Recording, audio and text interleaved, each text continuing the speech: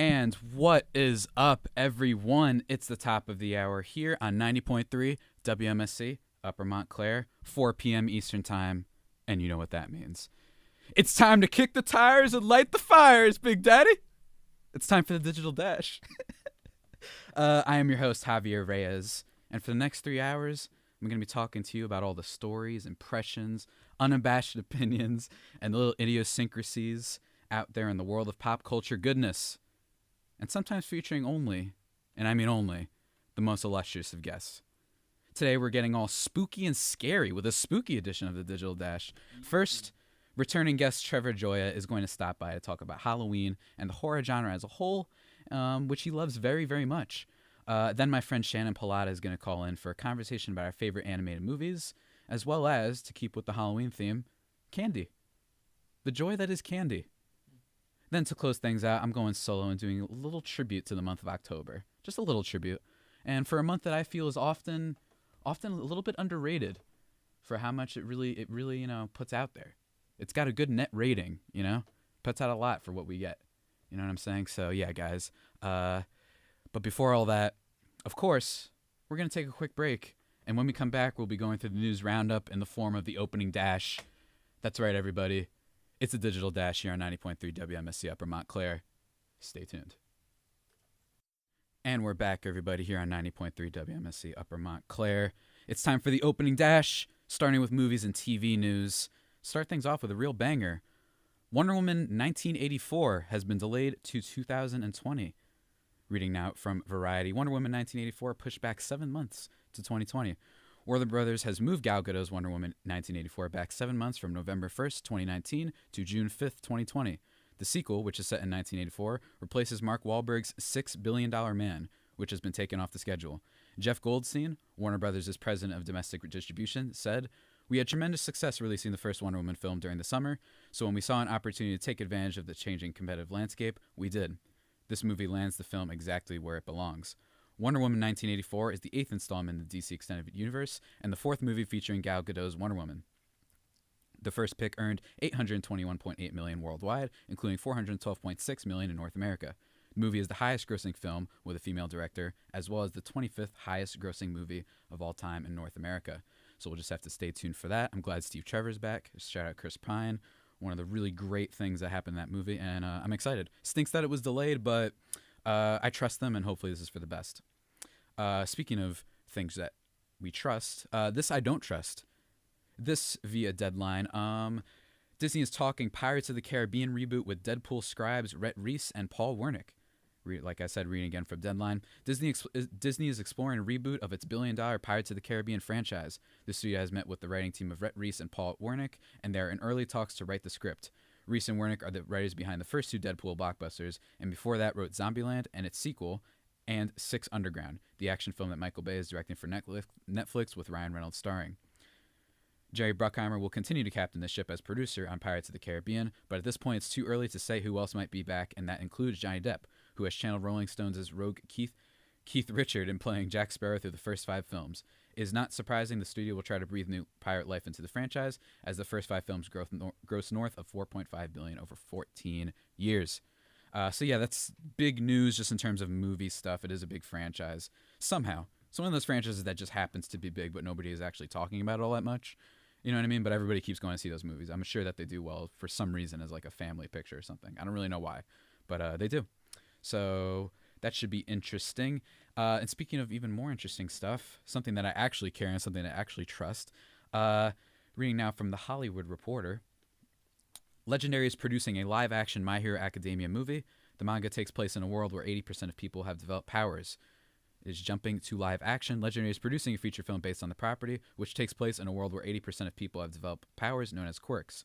One boy who has no quirks of his own obsessively follows the heroes who have emerged, though not everyone uses their powers for good. Although he has no powers of his own, the boy risks his life to save his friend, earning him attention from the world's greatest hero. Kohei Horikoshi launched My Hero Academia in 2014, and the series now has 17 million copies in circulation. It has also spawned an anime series, which is in its 3rd season, while an animated feature, My Hero Academia 2 Heroes, was released this year. Alex Garcia and Jay Ashenfelter will oversee the My Hero Academia movie for Legendary, while Ryosuke Yoritomi will oversee for Shueisha Shueisha, which publishes the manga. Toho will distribute the film in Japan. This is one of the topics that is so meaty, and there's just so much to get through when it comes to this, because I think anime hasn't really translated well. I mean, that's not really a take, that's just true. But I think it's only a matter of time. I don't know if this is the franchise that will do it, but I think that it is a little bit short-sighted for people to think that you can never make anime live action. You can never translate it. Because not so long ago, I'm pretty sure we were saying that for a lot of comic book characters. A lot of people thought you couldn't do Captain America, you couldn't do X-Men, you couldn't do any of them, really. And look where we are. They are the most guaranteed source of just blockbuster revenue in the Hollywood industry right now, for the most part anyway. So really interested to see how that plans out. I love this show. Talked about it not too long ago with a friend of mine. I'm looking forward to seeing more developments on it. Next up, Clueless. That's right, Clueless, the movie with Alicia Silverstone. The team behind Girls Trip is going to be rebooting the movie. Reading now from CBS News, iconic 90s teen movie Clueless is getting a reboot. Tracy Oliver, who co-wrote the well-received comedy Girls Trip last year, confirmed on Twitter that she is excited to be producing a new take on one of her favorite movies of all time. Marquita Robinson, who writes for Netflix's Glow, is writing the script for the film. The original Clueless followed Beverly Hills teenager Cher Horowitz, her best friend Dionne Davenport, and new girl Tay Frazier. The movie was based on Jane Austen's Emma. Interesting. I like this movie a lot. It's very good. It ages well, shockingly, for a movie in the 90s about kids, I guess, or high school and high school relationships. And it ages really well. I think a lot of people, every time you talk about reboots and remakes or whatever, I feel like they react to that really not well. Like people really get annoyed when you try and bring anything back. And I understand it, but I don't think this is the type of property that can't be rebooted. You know what I'm saying? You know what I'm saying, Trevor? Yeah, he knows what I'm saying. He's just nodding his head. He's just sitting back there all patiently. But moving on to the next story. Warner Bros. Is going to be shutting down Filmstruck. Reading now from Deadline. Filmstruck fading to black in latest Warner Media digital shutdown. Warner Media said Friday it is shuttering Filmstruck. Wow, I am messing up my words today. It's subscription streaming service that offers indie movies and prestige titles that are part of the Criterion Collection. The AT&T entertainment content arm, which has made similar movies with its Korean movie VOD service Drama Fever and Super Deluxe, informed users who logged onto Filmstruck's website that it was accepting no more subs as of today. It will go dark for good on November 29th. The shuffling of the streaming deck comes as Warner Media moves forward with ambitious plans for a new direct-to-consumer streaming service launching by the end of 2019. The new platform will feature a range of programming for the media company's broad collection of films, TV shows, animation, and library. The as-of-yet unnamed offering, announced 2 weeks ago, will have HBO as its foundation and will augment other streaming services like HBO Now. Other niche streaming services under Warner Media's Warner Brothers, Turner, CNN, Umbrella are getting hard looks. So yeah, I know a lot of people that are really into this. It really provides a lot of the classic side of film. So my thoughts go out to those people. It's not the craziest news in the world, but still, I know a lot of people are upset about it, and it stinks. And there's a lot of restructuring going on. So you can't really, it can't be helped. So yeah, thoughts go out to all the subscribers of Filmstruck. I know a lot of people are really big fan of that service. Next up, thank the Lord, in my opinion, reading from the Huffington Post, Star Wars' Boba Fett movie is 100% dead, says the head of Lucasfilm, Kathleen Kennedy. Sorry, Boba, looks like you'll remain in the Sarlacc's belly for now. There's never much info on a rumored Star Wars Boba Fett project outside of scattered reports, but according to Lucasfilm head Kathleen Kennedy, the project is no longer happening. While speaking with Kennedy this week, journalist Eric Weber asked about the status of a one-off flick featuring everyone's favorite bounty hunter from a galaxy far, far away. First of all, that is false. This is not reading from the article. That is false. There are at least 75 different bounty hunters that people like more than Boba Fett. Anyway, Kennedy reportedly confirmed that the Boba Fett movie is 100% dead. This via journalist Eric Weber. Kathleen Kennedy just confirmed to me Boba Fett movie is 100% dead. 100% focusing on The Mandalorian, which, for those who don't know, is the new Star Wars series that is expected to launch sometime next year for a Disney streaming service. It's being headed by Jon Favreau, among many others. So yeah, I don't care about this. I was interested because I heard that James Mangold was behind it for a little bit. That was one of the reports I heard. But I also don't care because this is the most overrated character in that universe. He's, like, I wouldn't mind it. Like, all right, like, if you give me a good take. But I think that the adulation that people have for this guy, who basically, and I'm talking about before, like, the 2000s movies. People like this guy. He's on there for a couple movies. He has cool armor and gets killed by a blind Han Solo. Cool. Awesome character. I think he has a rich history that needs to be explored. You know what I'm saying? Hold on. Give me 1 second. Trevor wants to chime in for a second. I think Josh Trank was originally involved for the Boba Fett movie. I heard his name around too. Yeah. I heard his name too. And then he got kicked off because of all the Fantastic Four things. Yeah. I heard this when that movie was coming out. That he really his career got torpedoed after that. Oh yeah, he got torpedoed because he had Chronicle and everyone's like, "Whoa." And no, then he comes out with I that. think the main thing about Chronicle was the script. The script for sure. But I think that just the fact that he had his name attached to that, there's potential there, and then he comes out, and he was really bitter about it too. He was angry and blaming other people and stuff. Yeah. So, come on, man, you made a bad movie. Yeah. But, nevertheless, that is this story. We're going to take a quick little break now, and when we come back, there's a lot of movie news. Going to get through that, and then go to the gaming news, the reads of the week, and then talk to Mr. Trevor one-on-one about horror stuff. It's going to be a lot of fun. So stay tuned, guys. Listen to 90.3 WMSC, Upper Montclair. When is the best time to talk to your services, FEMA and the Ad Council?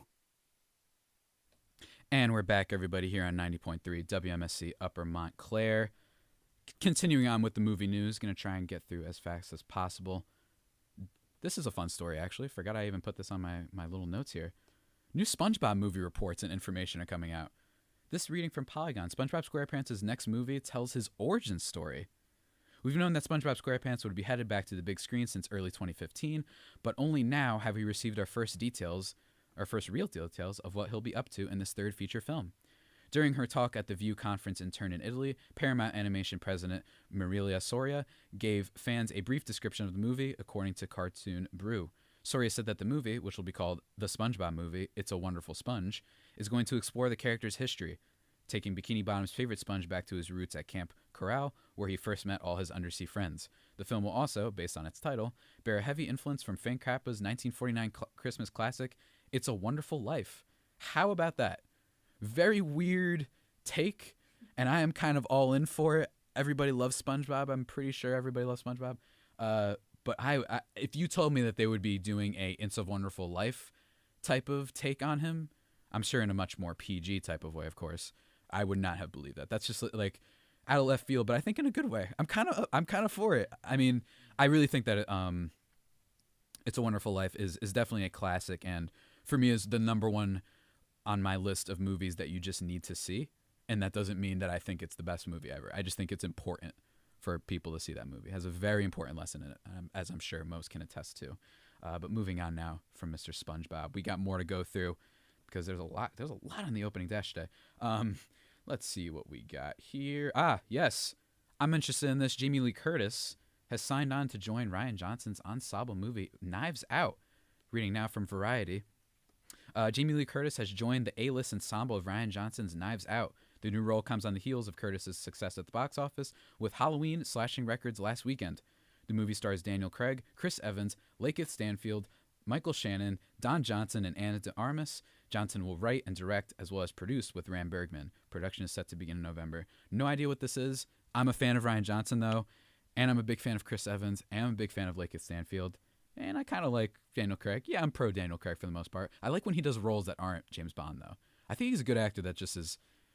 He's good as James Bond, make no mistake, but I think that I'd like to see him in more things. He has an interesting post-James Bond career. Logan Lucky? I did not see Logan Lucky, Trevor. He was in that. He was? Oh, yeah, he was. And I heard he was really funny. It was really funny. I heard he's really... But I heard that's a dry kind of like movie, right? Oh, it's drier than the Savannah. Drier than a Savannah. It's such a stupid joke. I just loved it. All right. You good? All right. I'm going to try to keep it moving. Trevor's like having a conniption over there. He looks like he's okay, though. All right. Anyway, moving on. What was I even on? Oh. The trailer for Shut Up and Dribble, the new HBO documentary, was released the other day. I'm reading now from Bleacher Report. Showtime is the one behind it. Showtime debuted the trailer for its upcoming documentary series, Shut Up and Dribble, on Friday. The 3-part series, which was produced by Spring Hill Entertainment, partners LeBron James, Maverick Carter, and Rich Paul, will trace the NBA's place in culture and players' roles in facilitating social change. The project is narrated by former ESPN personality Jamel Hill and directed by Gotham Chopra. It's synchronistic that we are releasing this series 3 days before the midterm elections, and it's my hope that we will contribute to the dialogue that we sorely need in this country about the importance of civic engagement, cultural inclusion, why sports matter, beyond wins and losses, and persistence in the face of struggle, Chopra said in a release provided to Bleacher Report. Just mentioned this. I actually didn't see the trailer yet. I was super busy yesterday, but very exciting. I'm really curious to see what they do with this. I kind of don't like, but also like at the same time, the on-the-nose nature of the title, obviously in reference to Laura Ingram's jabs at LeBron James last year, which most people I'm sure are familiar with. Really on the nose with it, but I'm interested in it, and I think it's something that people should understand about athletes and politics, essentially, and political activism and stuff, and that this is nothing new, you know what I mean, what LeBron James has been doing. So really curious to see how that hands out. But the last story, sorry to end on a sad note, really sad note for me, via Variety, American Vandal has been canceled after 2 seasons. Variety has learned.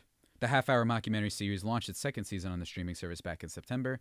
An individual with knowledge of the situation said that other platforms have expressed interest in continuing the series. American Vandal will not return for a 3rd season, Netflix said. We're very grateful to the creators, writers, cast, and crew for bringing their innovative comedy to Netflix, and to the fans and critics who embrace its unique and unconventional humor.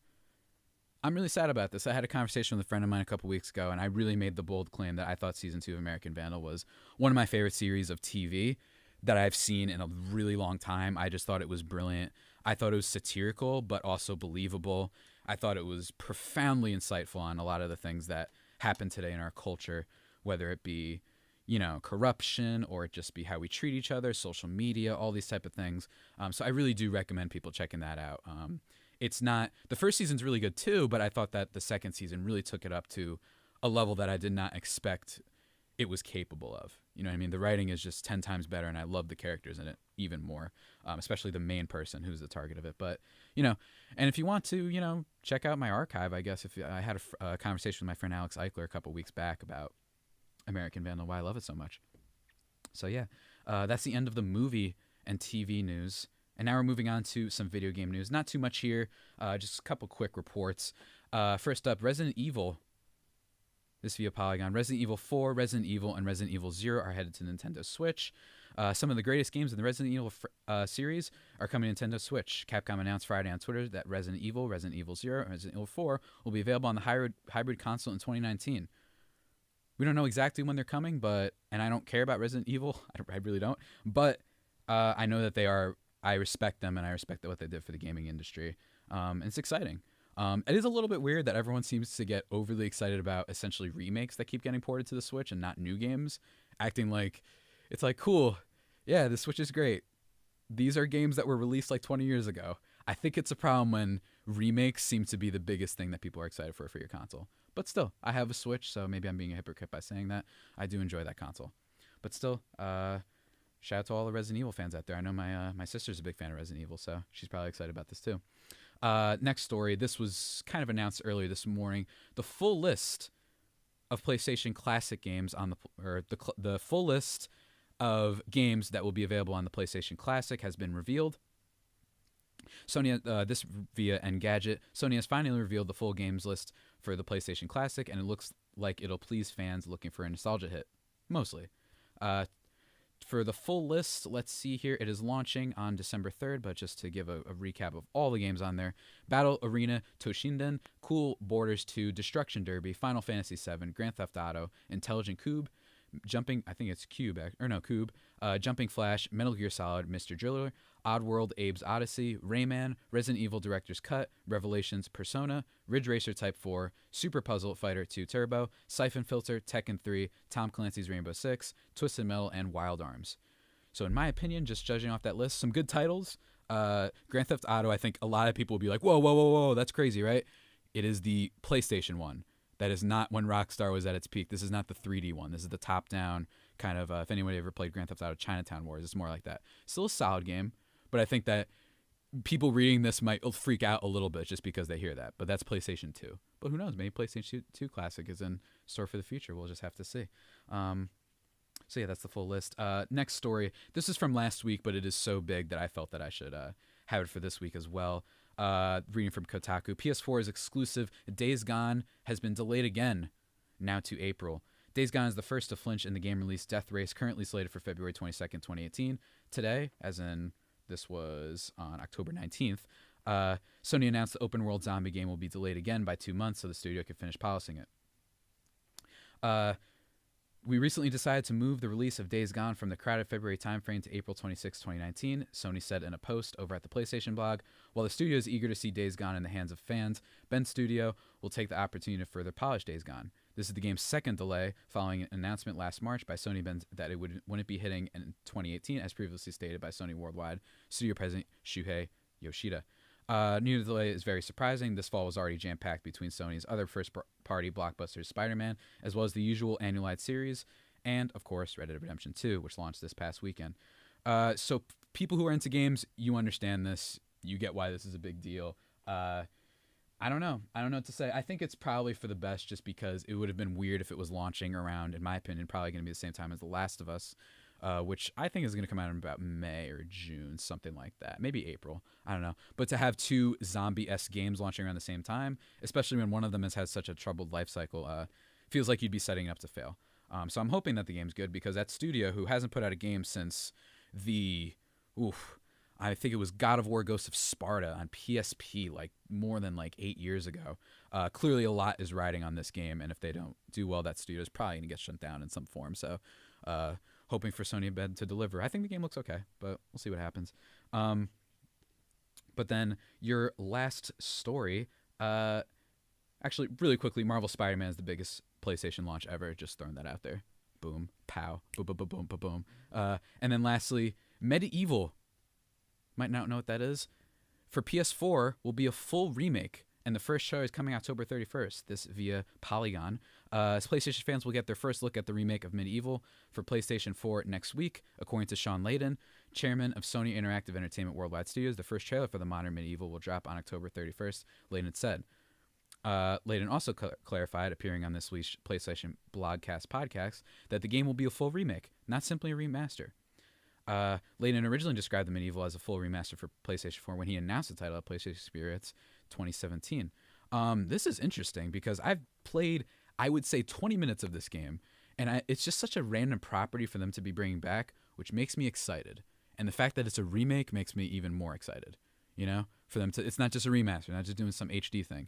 It's such an obscure property that I kind of like that they're doing stuff like this. I like it when PlayStation brings back some of the things that they're known for and haven't seen the light of day in a while. So, and I see what they did there. October 31st, Halloween. You got to do it. It's Medieval, which is some Skull Knight thing, basically. I'm not even going to get into it right now. But yeah, guys. Lastly, the reads of the week. My reads of the week. First off, Inside Rockstar Games' Culture of Crunch. This via Kotaku by Jason Schreier. Can't talk too much about this. I think that everyone needs to get their own opinion on this. It is about the Rockstar Games' the crunch controversy that they've had when it comes to the work and the reported 100-hour weeks, which might have been an exaggeration, but Schreier is one of the best games journalists in the entire industry, so I really listen to him. It's a long piece, but I recommend people checking it out. It's really good, and it's a complicated issue, one that I personally have not fallen on a side of just yet, but regardless, I do objectively think this is a great piece that people should check out. And then next, the 10 types of people who buy lottery tickets, explained with math and bad drawings. This via Vox by Ben Orlin. I just like this piece. It was fun. It was cute looking. And it really goes deep into every type of mindset and archetype for people who buy lottery tickets. And I just thought it was really enjoyable. And then the next piece, why The Legend of Zelda Ocarina of Time will always be the best game ever. This from The Ringer by Victor Lukerson. It's exactly what the title says. It's kind of an oral history on the game, which I've played rather extensively, but it's been a while. It is great. I don't think it's the best game ever made. I just think that there are too many other games that are easy for you to just jump into. But nevertheless, it is a classic, and it is an all-timer. And it is one of the highest-rated games ever, which is the piece delves into. And lastly, a little bonus read of the week. Does Iron Man 3 Hate Me? Via Pop Candy / Medium by Javier Reyes. That's right. I'm plugging my own thing. You can check it out on my blog, Pop Candy, if you want. POPCANDIE. It'll be in my Twitter or something. You'll see it there. It's bad, and I wrote it at 3 o'clock in the morning. It is one of the most dastardly crimes I've ever committed as someone who writes things. But yeah, you're gonna give that a read, Trevor? What do you think? I think so. Really? Awesome. Yeah. That's cool. I'm happy with that, man. All right. So yeah, guys, that's the end of the opening dash. Huge opening dash this time, and we're gonna take a little bit of a break. And when we come back, Mr. Trevor's here. He's here and he's ready to kick the tires and light the fires, ladies and gentlemen. Let me tell you. So yeah, guys, stay tuned. You're listening to 90.3 WMSC Upper Montclair. And we're back here, everybody, on 90.3 WMSC Upper Montclair. You're listening to the Digital Dash, and now I've teased him a little bit. He appeared every couple seconds when doing the opening dash. And as I always say, I don't know how many times I have to say it before people start understanding. Yeah. I only allow the most illustrious of guests. Ladies and gentlemen, Mr. Trevor Gioia. Hello. I'm ready for the spooky season. Yes, the spooky season indeed. Yeah. So you were on the show not too long ago. No, you were I wasn't. Technically not the last show, but the show before that. Yeah, the show before that. I did not have a show last week, so that's why it feels a little bit closer. You know what I mean? Than it actually has been. Yeah. But last time we talked about Comic-Con. Yeah. And My Hero Academia, which was great. Yeah. I think I've talked about My Hero Academia cumulatively throughout all the programs I've been on. Yeah. Morning Buzz included, at least 15 times. Yeah. At least. It's just the best. It really is. It really is the best. It really is the best. I'm rewatching it again right now too. But I'm here to talk about horror. Thank you for transitioning for me. The beauty of horror. The beauty of horror. Yeah. Now here's the thing, Trevor. Yeah. Here's the thing about horror. I don't care about horror movies. Not really. Yeah. You know this about me. Yeah. So that's what's interesting about this topic is it's the first time really where I've had a guest on and talk about something I really don't know anything about. Yeah. I know about the history. I know what Halloween is, both the holiday and the movie. Yeah. But I'm really curious because you love horror movies. I love horror movies. Horror movies is just one of those things where I'm just like, I just love everything about it. I enjoy like the fact that I get scared from it, the fact that it's just so horrific and so intense and so much like it doesn't let you go from start to finish. Right. Sometimes it's a slow build. Some sometimes movies it's a slow build, but I like that sometimes because for me it's just like I love old horror movies. I love new horror movies. I love watching.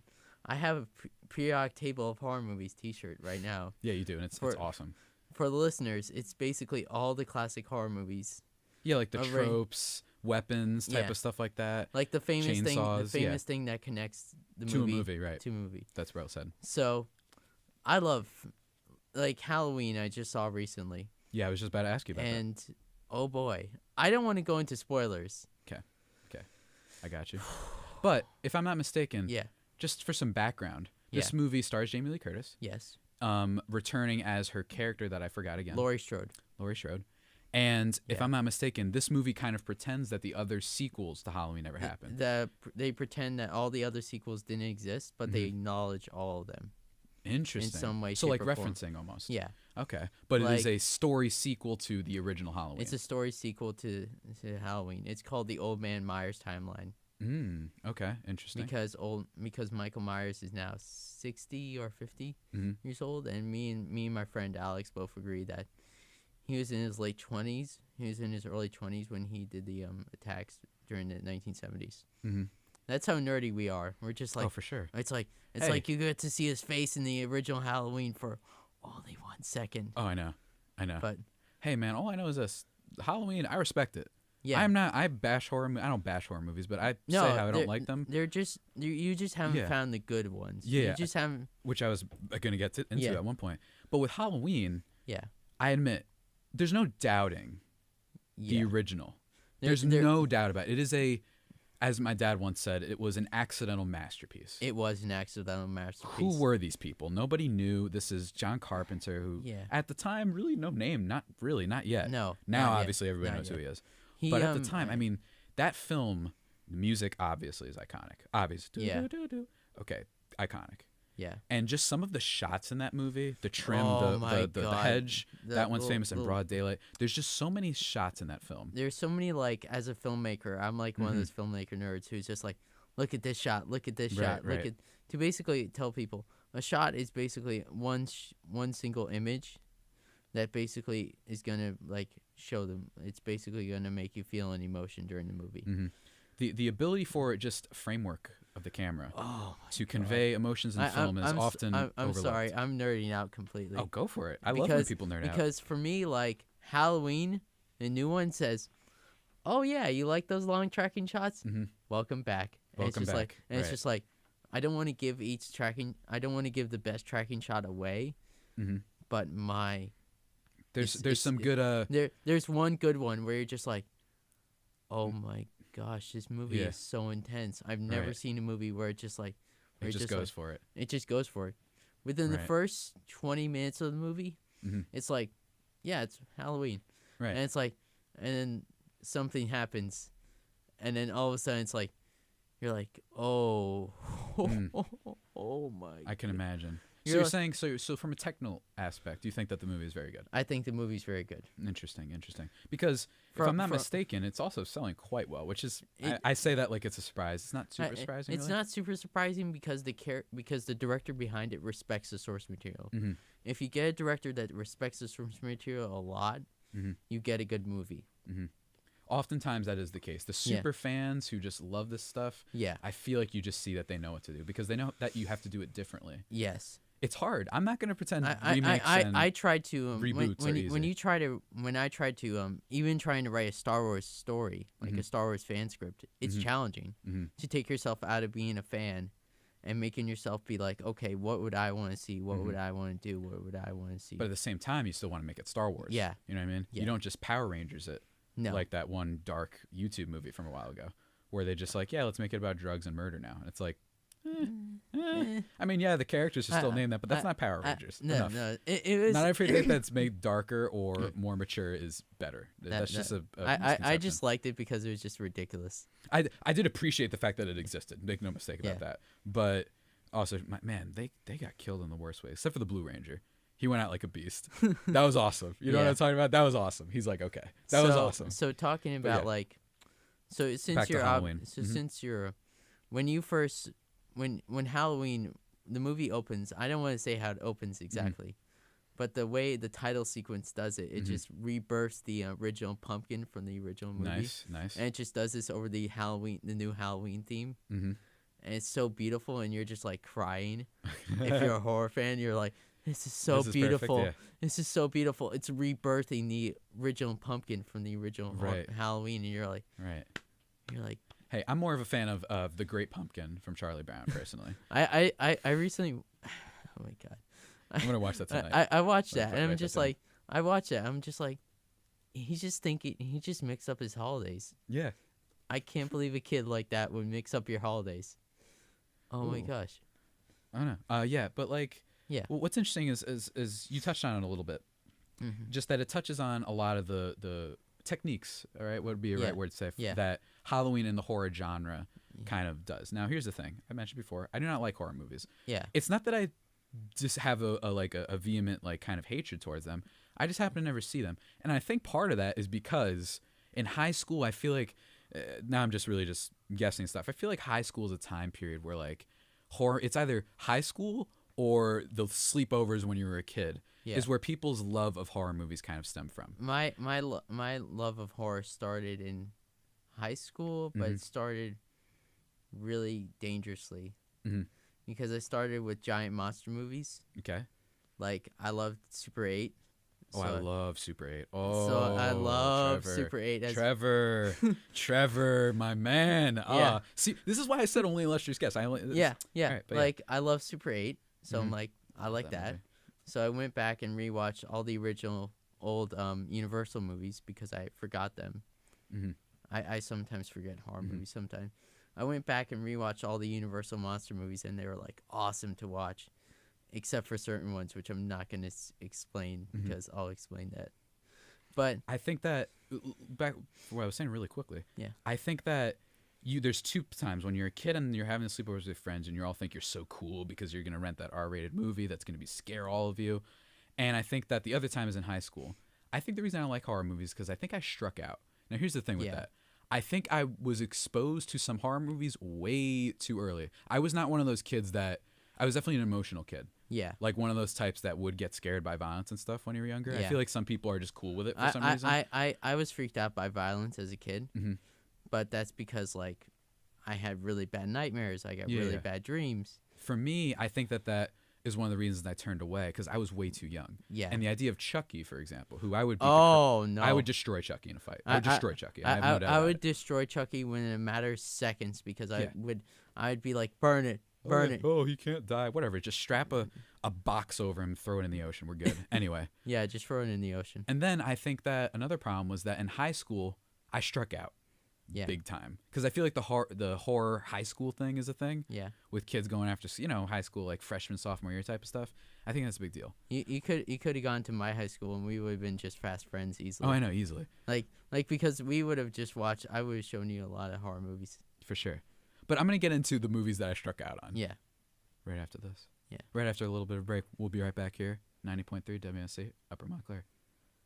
Okay, is the mic off? The mic's off? Yeah, Mr. President, the mic's off. And we're back, everybody, here on 90.3 WMSC Upper Montclair with the Digital Dash. Trevor was just doing a funky little dance there. I like that. Yeah. That's what I've been doing over the break. I don't know why. I'm feeling good today. Yeah. But I was just talking about how my theory is that the reason I do not love horror movies is because I struck out. As a kid, what I mean by struck out is that I think I was exposed way too early and that my mindset was not ready for that type of stuff. Yeah. I do not think seeing Chucky or some of those things really did any favors for me. And then in high school, I remember going to the movies a couple times. Yeah. 3 times, actually, Yeah. for horror movies that I wrote them down.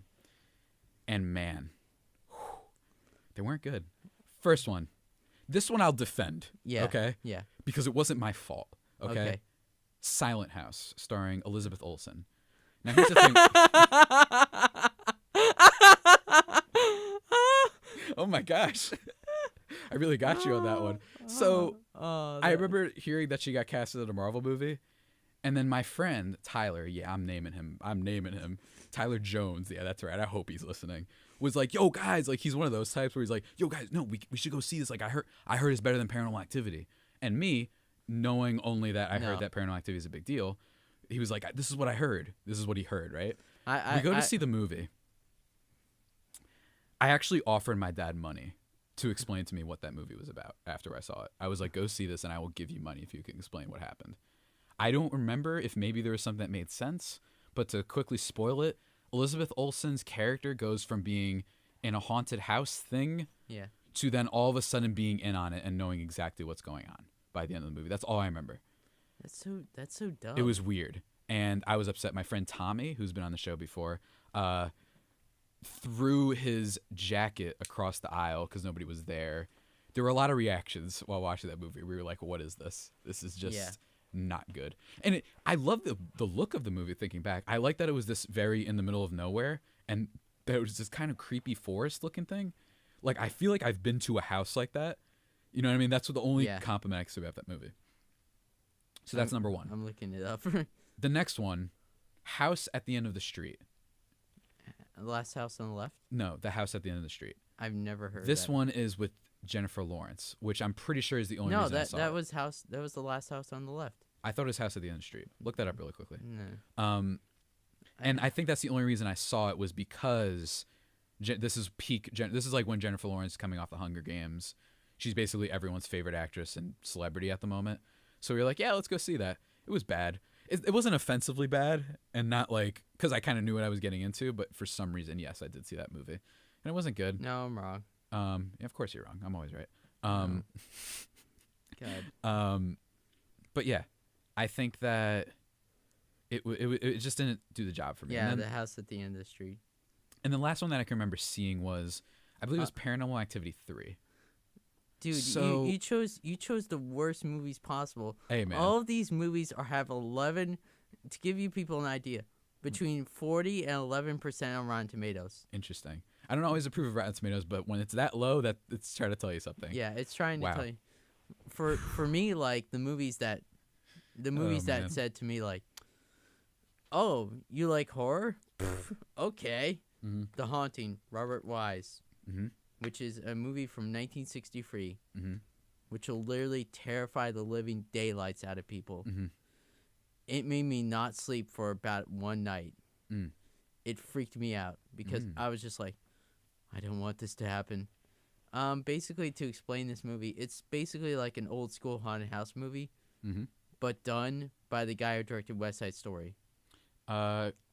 Wow. I was gonna ask for you to explain West Side Story. But Yeah. I'm sure people understand what West Side Story is. And this guy directed the most mean-spirited horror movie I've ever seen in my life. One of the most mean-spirited horror movies. Mm-hmm. And he's like an old cheery man. I'm like, you made the meanest movie ever. A mean man is what you're saying. Like, you want to watch horror movies that are basically the kind of horror movies that you were watching were the ones in the early 2000s, which were really bad and really didn't know what they were doing. But I will say this about Paranormal Activity 3 quickly. Yeah. It was the only one I've seen, so I was new to the whole found footage horror thing. Yeah.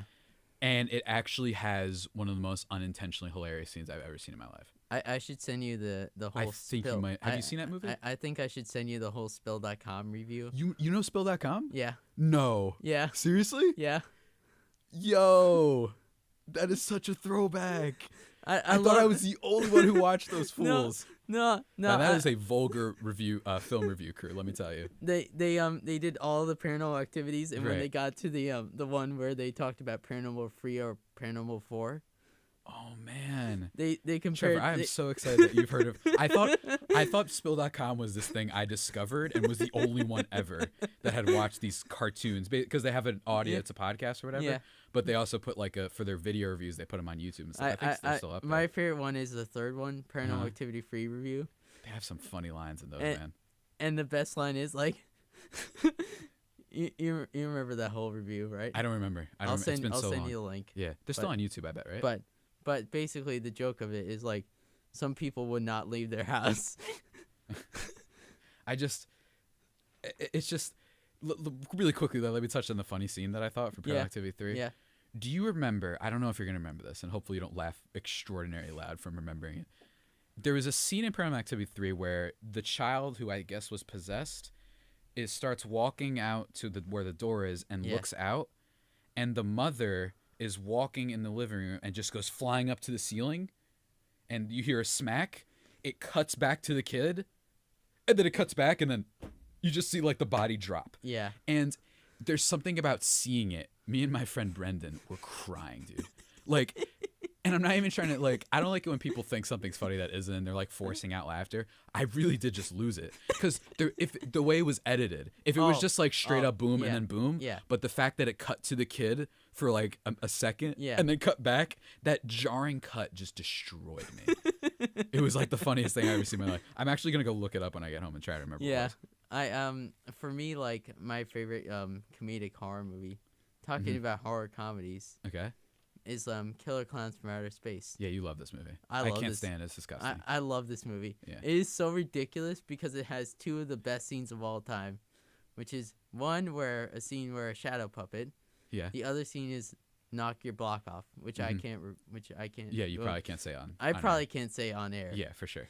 But Shout out the FCC. most of the stuff happens in that movie is just not FCC friendly. It's just, I to I just- to explain to people, Killer Clowns from Outer Space is the most it's funny. exactly what it sounds It's like. exactly what it sounds like, but it's far worse than you could ever imagine. It's like Saints Row crossed with Destroy All Humans. That's how I look at it. Yeah. And Destroy All Humans being the game series, those two game series. It's just messed up.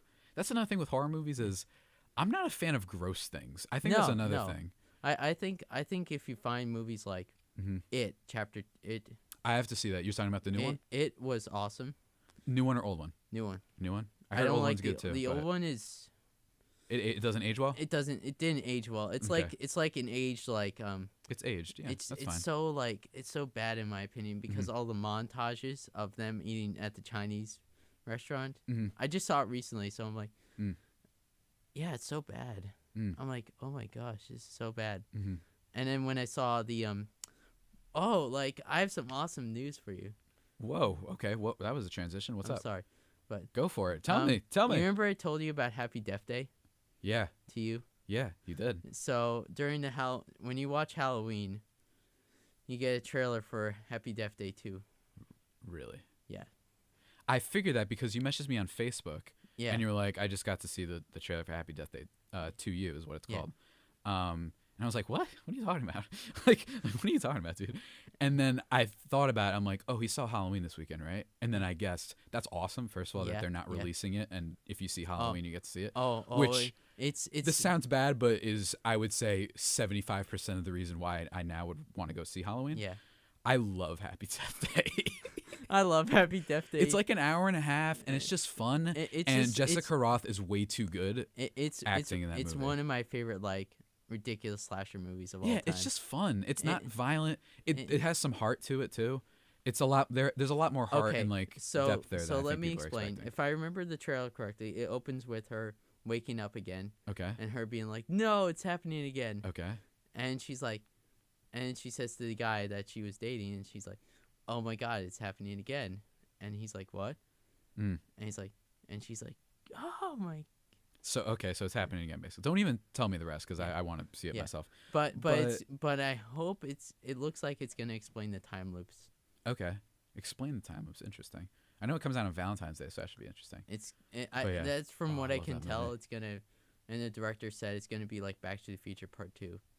Okay. I'm like, oh. Interesting. I'm like, okay. I mean, I love that movie when it came out, and Jessica Roth, who's the main person in that, it's one of those things that if you've seen this movie, that movie doesn't deserve that kind of performance. No. She's so good. Yeah. Like, I'm like watching her career now. Like, she was way too good in Yeah. that movie. I was like, this is insane. Like, there's points where I'm getting the feels a little bit when she's talking to her dad. I was like, you know what I mean? I was like looking at Yeah. my friend like, what's going on? Like, it's one of those performances. Yeah. Then I'll say it. I really thought it was like one of my 10 favorite from that year that I saw. Just because So- it's completely unexpected and for a genre and movie Yeah. that you're not Yeah, expecting to like get that from. I love watching holiday movies. Mm-hmm. And speaking of like, what would you say is your top 3 like, if you Holiday? could Halloween movies? Oh, Halloween movies. like let's say if you had to Just watch for the October Yeah, type of yeah. things. If I had to watch things, Yeah, Great Pumpkin Charlie Brown probably is in there. Let me think. I What's have that? really good ones. What's that? Yeah, I don't have great ones. I'm just thinking. Happy Death Day might be in there. There's probably one I'm forgetting. Yeah, There's things that I watch during October, but it's not necessarily because that's the time period. Like Yeah. I usually watch Super 8 around this time. yeah, Sometimes I watch ET, not because they are explicitly October/Halloween movies though. yeah. I just get a feeling for it. It's hard to explain it. You might know what I'm for talking me, about. like my top 3 is like the original Halloween. Mhm. Once the new movie Halloween comes out on DVD, Mhm. and then Wow. Trick or Treat. High praise. Trick or Treat. Okay. That's like a cult classic apparently. No, People like no, Trick or Treat. Trick or Treat is awesome. It will literally, it's really gruesome, but my God, it's magnificent. It is. It's like it will get you in the perfect mood for Halloween. I'm interested in it. Like I'm it's interested in it. it's not as like when you sit down to watch it. It's like how gruesome can you handle? I can handle anything. It's just that unless I'm eating, I just, for instance, like we've talked. Speaking of Carpenter, John Carpenter, I can't stand The Thing. It's disgusting. I'm like, Oh, I it's- can't. it's that not- and The it's- Blob. I'm like watching these movies. I'm like, this is just gross though. Like I don't. No, it's not like Yeah. that. Okay. It's more The like Thing is it's more disgusting, like dude. slasher. I like It's- recommend to people never watch it's that. like- It's a it's good like- movie, but oh my gosh, It's more like a slasher. more like a slasher. Okay. I It's- just don't it's like very- overly grotesque things that are trying to be. The Thing is different because that feels like that's the part of its Yeah. like it's a thing and it's trying Yeah. to be crazy. What I really don't like is when things are super over. Like for instance, you've seen the movie Drive, right, by Nicholas Winding Refn. Yeah. When there's just a lot of violent scenes in that movie where I'm like, okay, like there's a shotgun scene. Yeah. Where the person's head, like, I yeah. wouldn't. For me, That's I don't. I'm like, what are we doing? I don't like unnecessary violence. it just felt I like having ridiculous. violence when it's necessary. Yeah, because when done correctly, it's poignant and it means something. Yeah. I understand what they were going for. The elevator scene made me throw up. I don't know if you knew that. Oh. Because I was eating chicken parm. Oh. I can't watch anything violent when I'm eating. Oh, I can I'm very watch. I sensitive can when I watch stuff, really violent stuff when I'm eating. It's just like it was too much, and I just like ran to the bathroom. I can. You can? because I I'm can't. crazy. But I wonder now, what do you think? What should I start with, Trevor? Like you should start know? with the classic stuff. Start with the classics, okay? Because I don't want to say like go right into like the more recent stuff because some people can't handle it. Mm-hmm. So I'm like start off with the classics like Universal, Hammer. Mhm. I definitely would recommend people if they're starting out with horror, even though Universal's in black and white, it will get you used to horror. Mm-hmm. Universal, then Hammer, then some of the Halloween, and then Friday the 13th. Mm-hmm. Gradually, Right. like Psycho. Right. Psycho should be like the first like thing. Mm-hmm. But yeah, okay. So talking here, top of the hour here on 90.3 WMSC Upper Montclair, Mr. Trevor's recommending me what horror movies to see. Yeah. I'm enjoying this. But I forgot what I was even going to say. I'm blanking now. Hold on. I'm wondering, do you think it is necessary for me to see the original Halloween again? I've seen Halloween, but do you think it's necessary for people to see the new one? No? You think that people will probably enjoy it more? Or less? I don't know. What do you think? For me, it's a complex answer. Okay. It's a very complex answer because for me, I want people to see the original, Mm-hmm. but at the same time, it fills in a lot of backstory. Okay. If you see the new one, Okay. I'll probably rewatch so you the old one. don't so you don't need to watch it exactly, but I would personally recommend Mhm. watching it. Now I have a question. Michael Myers isn't immortal, right? No, This isn't he like just Jason. he just has a high pain tolerance. A high pain tolerance. Okay, I Like can deal with that. That's why I don't like Jason. It's like whatever, dude. You know, like how like I don't remember the condition actually. It's just like it's a condition that you can have a high pain tolerance. Mm-hmm. to Yeah, I know certain that's a real point. thing. Yeah. Yeah, Which is like, it sounds cool, but it's not. it's not. Because then if you don't know you're in pain, then you could die. Like, Yeah. because you're still like being hurt, but you don't know it. You know what I Yeah. mean? That type of stuff. But yeah, because shouts to Mike Myers. My dude gets shot like 6 times and falls off a balcony at the end of Halloween, like the first yeah, one. yeah, and then he's just good. And then he's just like, I'm good. Yeah. I'm good. But unlike Jason, who I have no respect Yeah. for, I'd beat up Jason myself. I personally think Jason has cooler kills, Yeah, because But- it's extremely over the top. but Michael Myers is more subtle. Mm-hmm.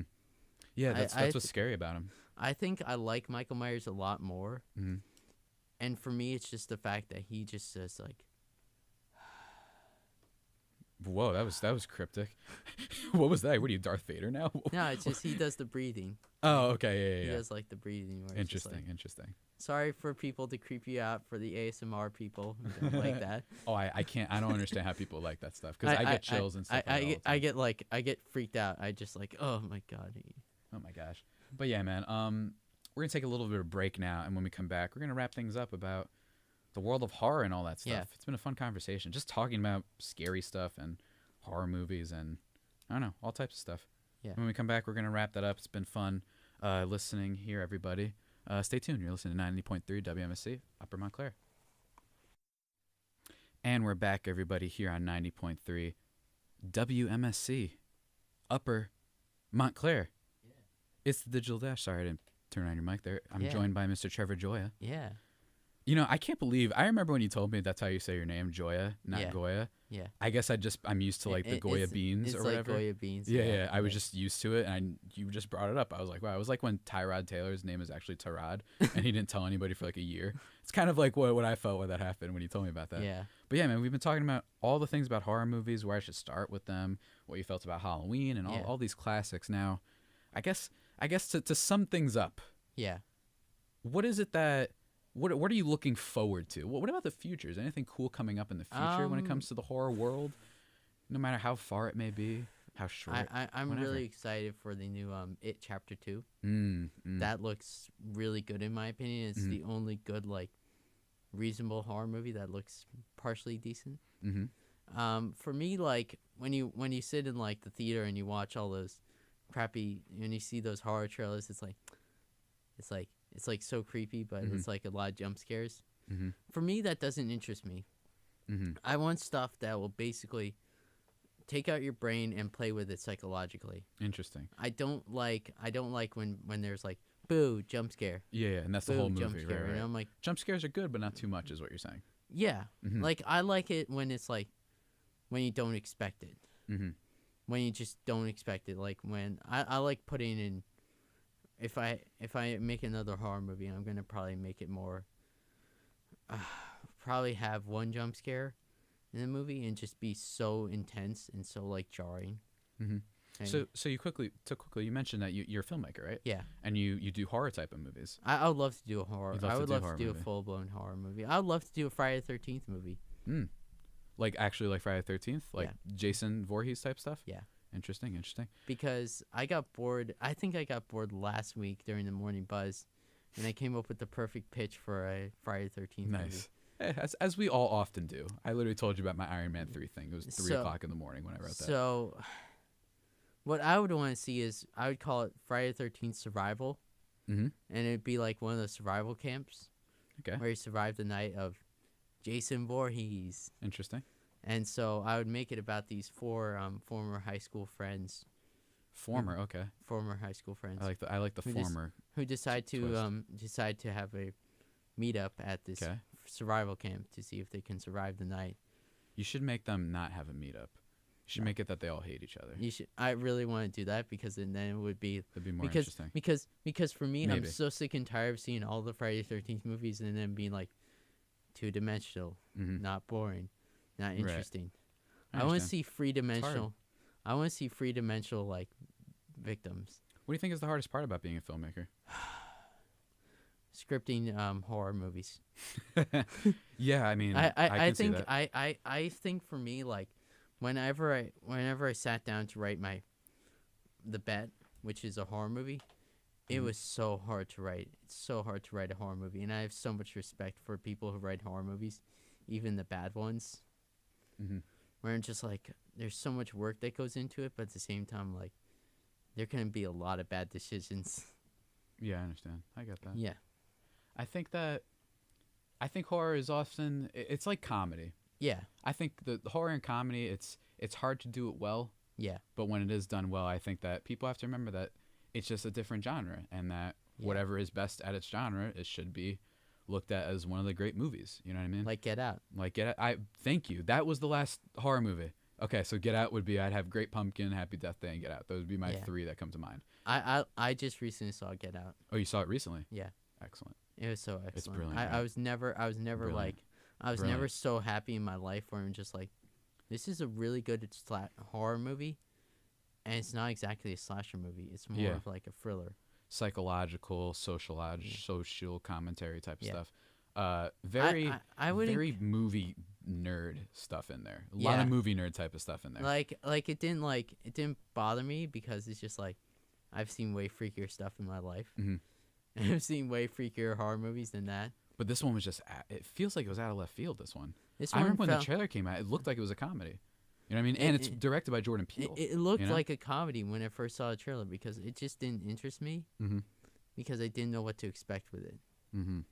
I get And you. it's not that. It's just like when that first trailer came out, and if it played Childish Gambino's Redbone, I Yeah. would have been like, yeah. that's the movie that I'm gonna go see. Mm-hmm. But Love that song. I don't think they had that song at the time, Probably right. Mhm. so I really thought that Yeah, that's. I just didn't understand the tone of it. Mm-hmm. But if it went for a more darker song or something Mhm. like that, I would have seen the movie. Yeah, the trailer I think just didn't do it justice. No. But like that's one of those movies where I think that there's a world where people didn't see it, and Yeah. that it's like a cult classic maybe, and Jordan Peele isn't nearly as I don't want to say successful, but like he doesn't have this acumen that he does right now, where he's kind of gonna be able to do whatever he wants after what Yeah. happened. It just blew up. You know what I mean? That movie went nuclear. It made so much money. It was like $400 million or something like that for I a was $5 just million I was budget. just happy that it got awarded the Yeah. best original screenplay because not That was many cool. horror movies do. Yeah, it got nominated for Best Picture. That's Yeah. cool. You know what I mean? For Do you now? Speaking of nominees, do you think that Hereditary? I haven't seen it. Do you think Hereditary is going to make any award season buzz? no, No. no, Too weird. it's too weird. Too weird. Okay. It's too weird and I'm gonna it's give it too a out shot. there. mm-hmm. And I don't. It's not that I can't watch it. It's the fact that I've heard so many people, so many horror fans say, it's so tough to watch, Mm. and it's so hard to get through. But don't you think that might be what's in its favor? That it's a hard movie to watch. No, I think there's a no, world where no, people will no, like that. it's the just- Academy It's will like like that, I mean. Rosemary's Baby. Like Okay. it's just like Rosemary's Baby at the time was the freakiest movie ever, Right. and I don't think it would have. Interesting. Like for me, It's hard. Exorcist was like the last one to win it. So Exorcist was really intense, and I Mhm. can't watch that movie at all yeah. because it just freaks me out Yeah. completely. Yeah. I got you. For some reason, Exorcist doesn't freak me out that much. I No, don't know why. it's just the soundtrack to it. It's just Yeah, the the whole, soundtrack. Yeah, the yeah, whole, that's true. The That's whole true. movie freaks me out to no Mhm. point and no end. I'm just like, I can't watch it. Yeah, I get what you mean. I just saw The Omen. I'm just like, Mm-hmm. it's not as bad as I thought, Yeah, but it's man. still like, there's still some scenes where I'm just like, nope, nope, nope, nope, no. You need to Nope cross is right during that indeed, movie. sir. But yeah, got any final thoughts, Mr. Trevor? I hope everyone has a spooky and insanely fun Halloween night, Absolutely. and I hope everyone has a fun mischief night. Yeah, Mischief Knife. Don't sleep on Mischief Knife. That is definitely a thing. But I loved mischief night as a kid. Yeah, I never I- partook in it actually. I know why. partook in it once, and that Once. was it for me Interesting. because my friends were crazy. But yeah, man, high school. it's awesome. I mean, it's great having you on again. Yeah. Once again, nothing. Oh my gosh, Trevor, do I have to say it again? Yeah. Do I have to say it again? I No, only, I don't know how many times I have to say it. I only allow the most illustrious of guests on the show, Yes. Mr. Trevor Gioia. Thanks for stopping by, bud. You're welcome. To talk about horror and Halloween. Yeah. Indeed. Great conversation there, ladies and gentlemen. Now we're going to take a little bit of a break. And when we come back, about 15 or so minutes, my friend Shannon's going to call in. And we're going to be talking about Halloween candy and animated movies. We're keeping up with the spooky edition of the Digital Dash today. Stay tuned, guys. You're listening to 90.3 WMSC, Upper Montclair. And what is up, everybody? We're back here on 90.3 WMSC, Upper Montclair. Hold on one second. Let me see if I can get this to work. Hold on. Hold on, everybody. Just hang on tight. Shannon, are you there? Hey, what's up? Hold up. What, your volume isn't working? Hold on. All right, hello? Hello. Hello. There we How are go. you? Thank you. Sorry for disappearing over the break for a second there. Someone rudely interrupted me. As I was saying before, I asked Shannon to call in because I don't know how many times I have to say it when it comes to the show, but I only allow the most illustrious of guests on the show.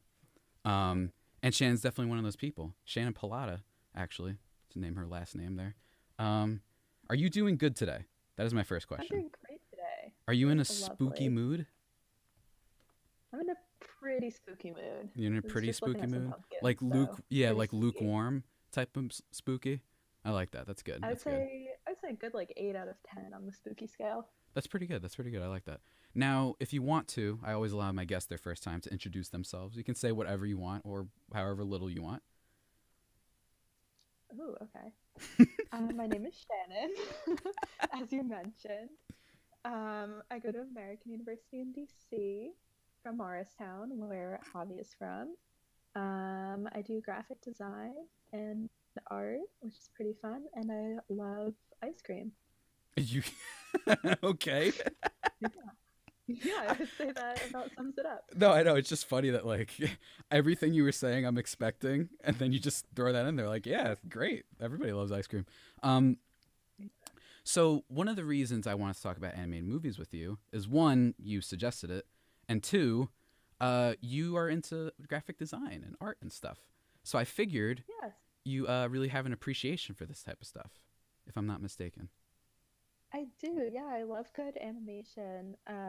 Coco, not to name drop, but Coco, I think is stunning animation, so beautiful. Also, like the best movie ever, second most I've ever cried in my life. Wow. I only recently saw that like over the summer, I think too, which is what's crazy. Yeah, me too, but I saw it 4 times, so and I'm planning to see it again this week with my friend. Oh man, I'm probably gonna see it again too at some point. But let's just get right into it. Our favorite animated movies. You just mentioned Coco. Okay, so now what's interesting about Coco is I love the aesthetic of that movie. I love I don't even know. It's like hazel. Like I forgot what it even looks like. This when they go into the Day of the Dead place or that plane, the astral world or whatever. I forgot what's even called, honestly. And I like the look of it in that respect.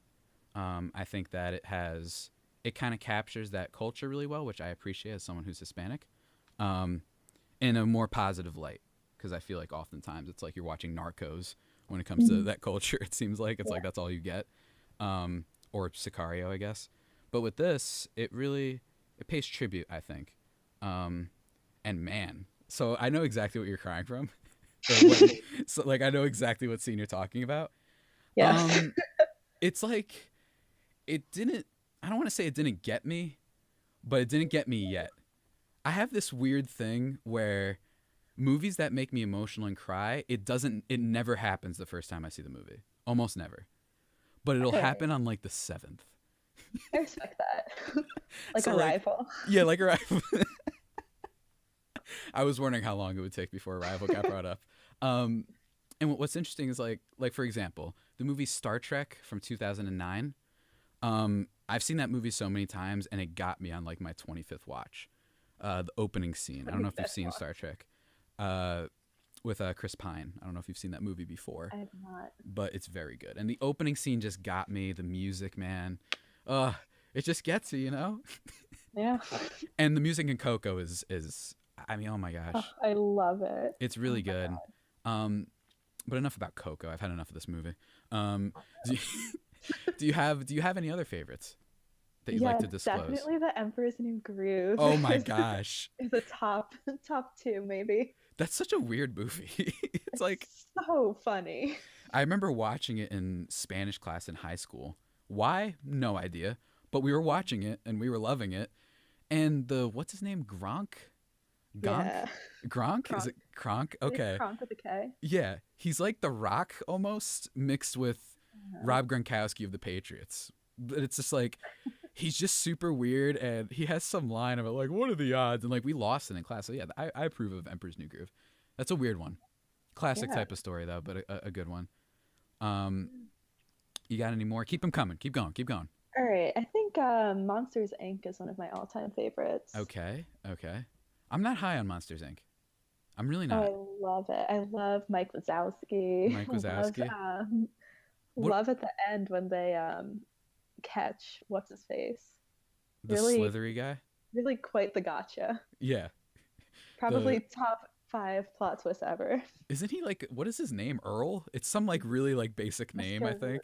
Isn't it like Mr. Waters? or Ralph? something? No. Oh, Wait, Randall. are you thinking of? Oh, Randall. No, There I'm we thinking go. of the other guy when he's like caught on video saying, "And I'll catch the screams of 1,000 children before I let this puppy die." I like that Laugh. movie trailer voice that you did there. Thank you. Well done. Yeah, Monsters Inc. for me. Now, I'm wondering, did you like Monsters University? I definitely liked it when I saw it, but I don't remember that much about it. It wasn't. I don't think it really stuck with me. It was fun because I loved Monsters Inc., so I loved to see a sequel, but I didn't think it was anything extremely special. Right. I think what's interesting about that one is, I don't know about you, but I know so many people who wear the hat, the Monsters U hat, like around school. I'm wondering if this movie has like a kind of like a special place for college students. I don't know why. Like this is the one that people really attach to, but I don't know. It's just a theory I have. I know way too many people with that hat. They like saying Uzma Kappa a lot. I know that's my Instagram bio. Is it really? Yeah. Well, because everyone always puts like the fraternity thing, and I thought it was, I don't get it. And it was, so I just put that back when I was in my, edgy mode. So with what was I saying with Monsters University? Yeah, I think that it has like cult potential. I think cult classic potential, not cult potential. That sounded bad. That sounded also crazy. Can start a cult. Yeah, consider a cult. I'll be the first to sign up. So yeah, do you have any more you want to disclose? You want me to start getting into some of mine? What are you thinking? Yeah, get into yours. I feel like those are my top 3. Also Incredibles, and I loved Incredibles too. Okay. Yeah. All right. So good transition. My 3 favorite. One of them is The Incredibles. Now, Nice. here's the thing with The Incredibles. First of all, it's a little suspect how they clearly probably, and this comes as a bit of a shock, but Disney may or may not have stolen some ideas for that movie. When you compare it to the Marvel Comics property Fantastic Four, a lot of similarities. Lot of similarities. I don't know if people have talked about this a lot, but just on a basic character level, it's about a family. They have superpowers. In the Fantastic Four, there's someone called the Thing. He has super strength.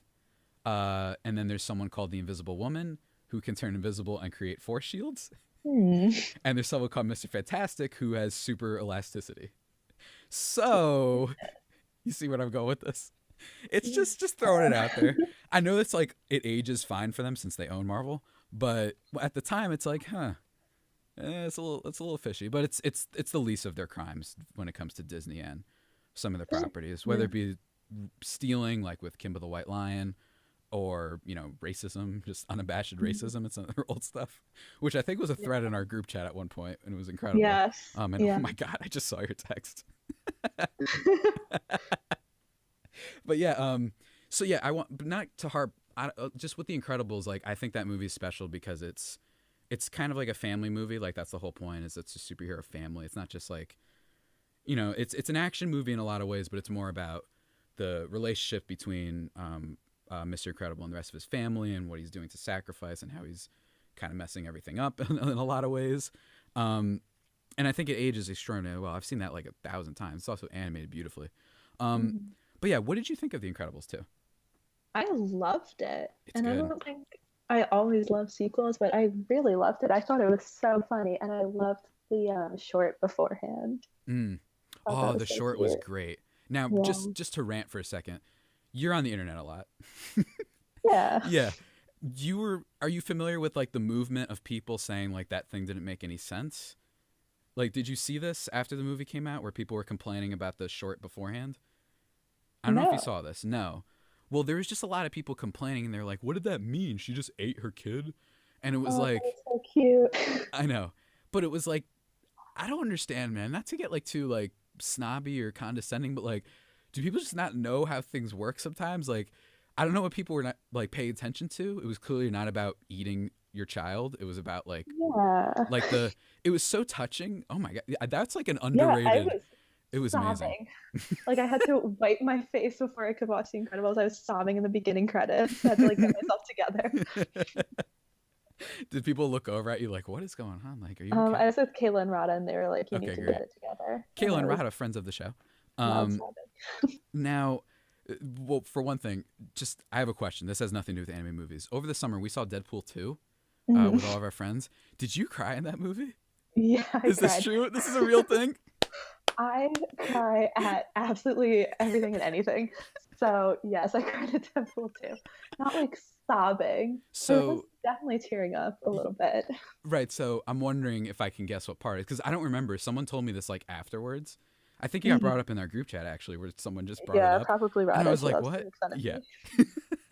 Yeah, Rada just has a cold heart, I think. And was it the part, just spoiler for people who haven't seen Deadpool 2, whatever. Was it when after he tries killing himself, and then he makes the point about how all the people got away or whatever, and he's the person that got away that's responsible? You know what I'm talking about?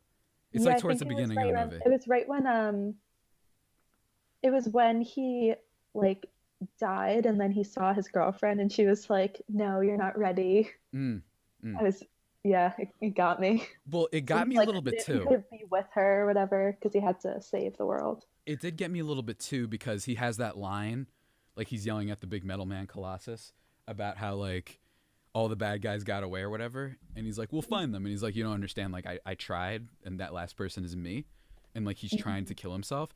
That line like hit. I was like, oh my gosh, what happened? I thought this movie was supposed to be off the walls and stuff. Deadpool 2, pretty deep. Yeah, Deadpool 2, pretty deep. And I thought that was really effective. Now the rest of the movie was good. I have my problems with it, but it was definitely not my favorite by any means. But yeah, it was fun. Got a little bit too over the top at points. Maybe don't need to see someone get ripped in half. I don't know. Just an idea. Yeah. I guess, I mean, they wanted to show that he literally can't die, but whatever. The inside reference at the beginning, that was hilarious with the movie Logan. That was really funny. I don't know if you noticed his alarm clock when he's like set the timer thing. He's setting a timer, and it's an action figure of Wolverine dying in the same way he died in the movie Logan, which I just thought was really funny. Oh, nice. Yeah. But yeah, back to animated movies. Just to go through my other two, we're on the topic of like top three. Lilo and Stitch is in there. Oh, nice. Lilo and Stitch is beautiful, and it is my mom's like one of her like 5 favorite movies ever. She gets mad at me because we haven't seen it together in a while. So shout out to her if she's listening. I'm trying. All right. Leave me alone, woman. No. And what I like about that movie so much is Stitch is just, I don't know. if there was a creator, if there was a deity that just expressed the most pure that this world has to offer, it is Stitch, I think. He's the perfect embodiment of that. A tool of destruction turned kind of just like a little of the homie. You know what I mean? Yeah.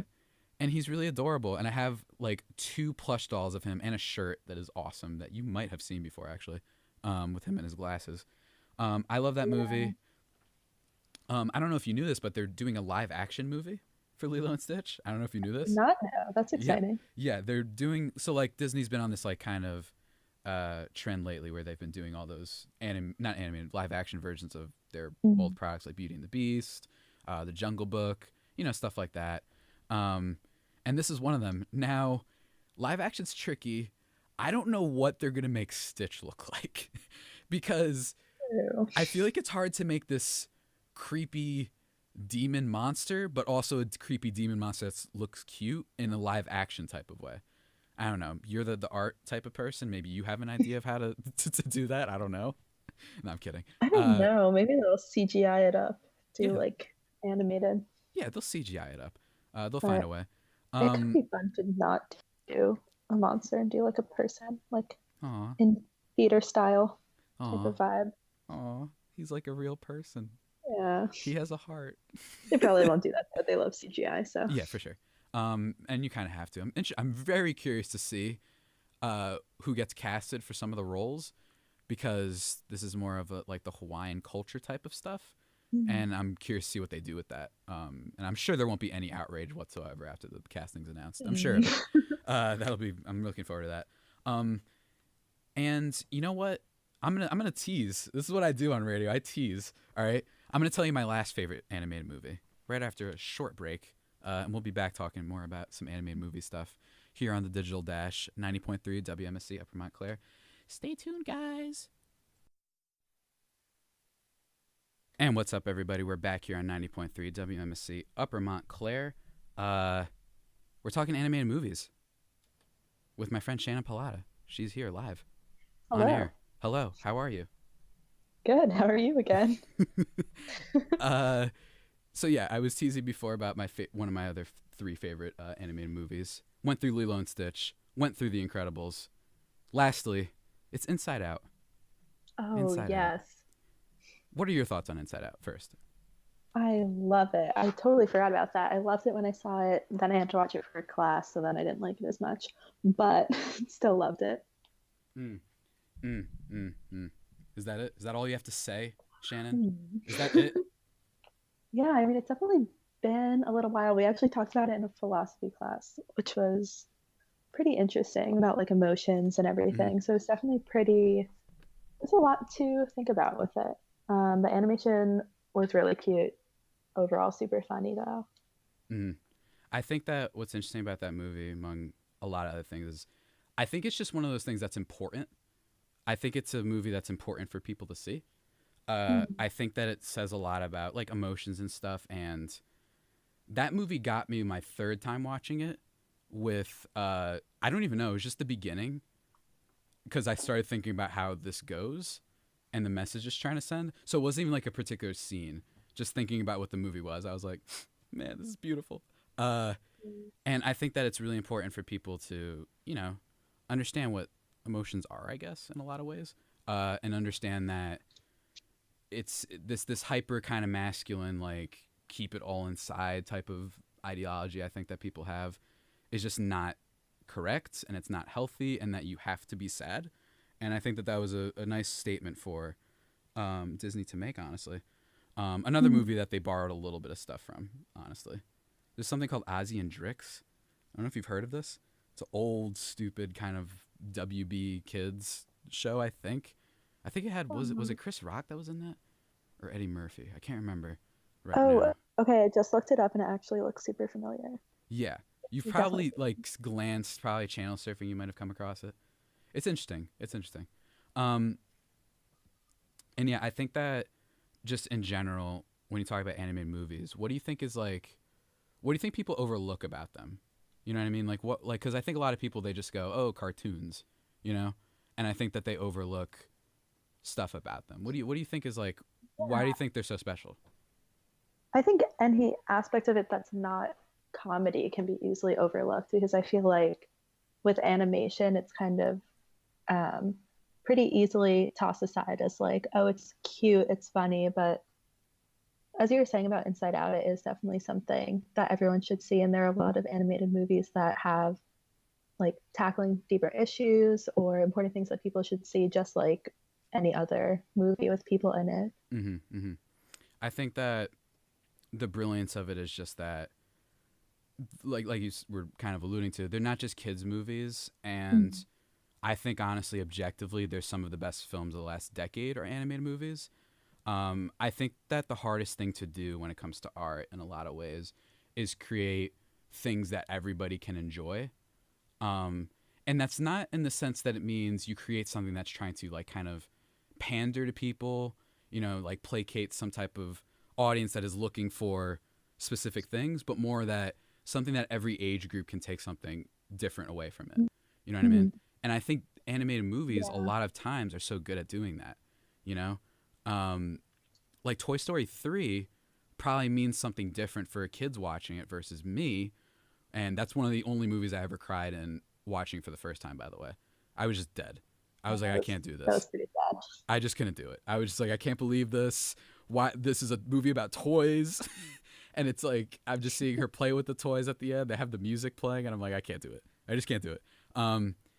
And it's just remarkable, like how people can like kind of get these messages across through seemingly just friendly little kids things, and that they work for every age range, you know? And I think that a lot of times people overlook them and they think, oh yeah, cool. You know what I mean? Like I remember when I went to go see Lego Batman by myself. Like, the movie's so good. Yeah, I went to see it by myself like a year and a half ago. Pretty good. Not the best in the world, but it was really fun. And Batman himself being like this loner was just hilarious, honestly. And like at the beginning of it, I also got this cool like Lego Batman figure as part of it.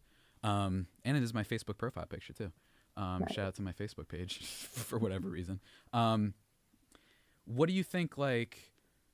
What do you think is? I don't know how to put this. Like, what do you think? Because I know that my stepmom a lot is like, or no, my dad too, sometimes too is like, oh, it's just a cartoon, whatever. Like, I don't want to watch this. What would you say to those people? You know, what would you say to them? Well, slightly off that question. I hope this answers it. But it kind of reminds me, I was actually talking with one of my professors about Coco the other day, and she has young kids, and she mentioned how she loved like the second Despicable Me or something because it had like references to the 80s.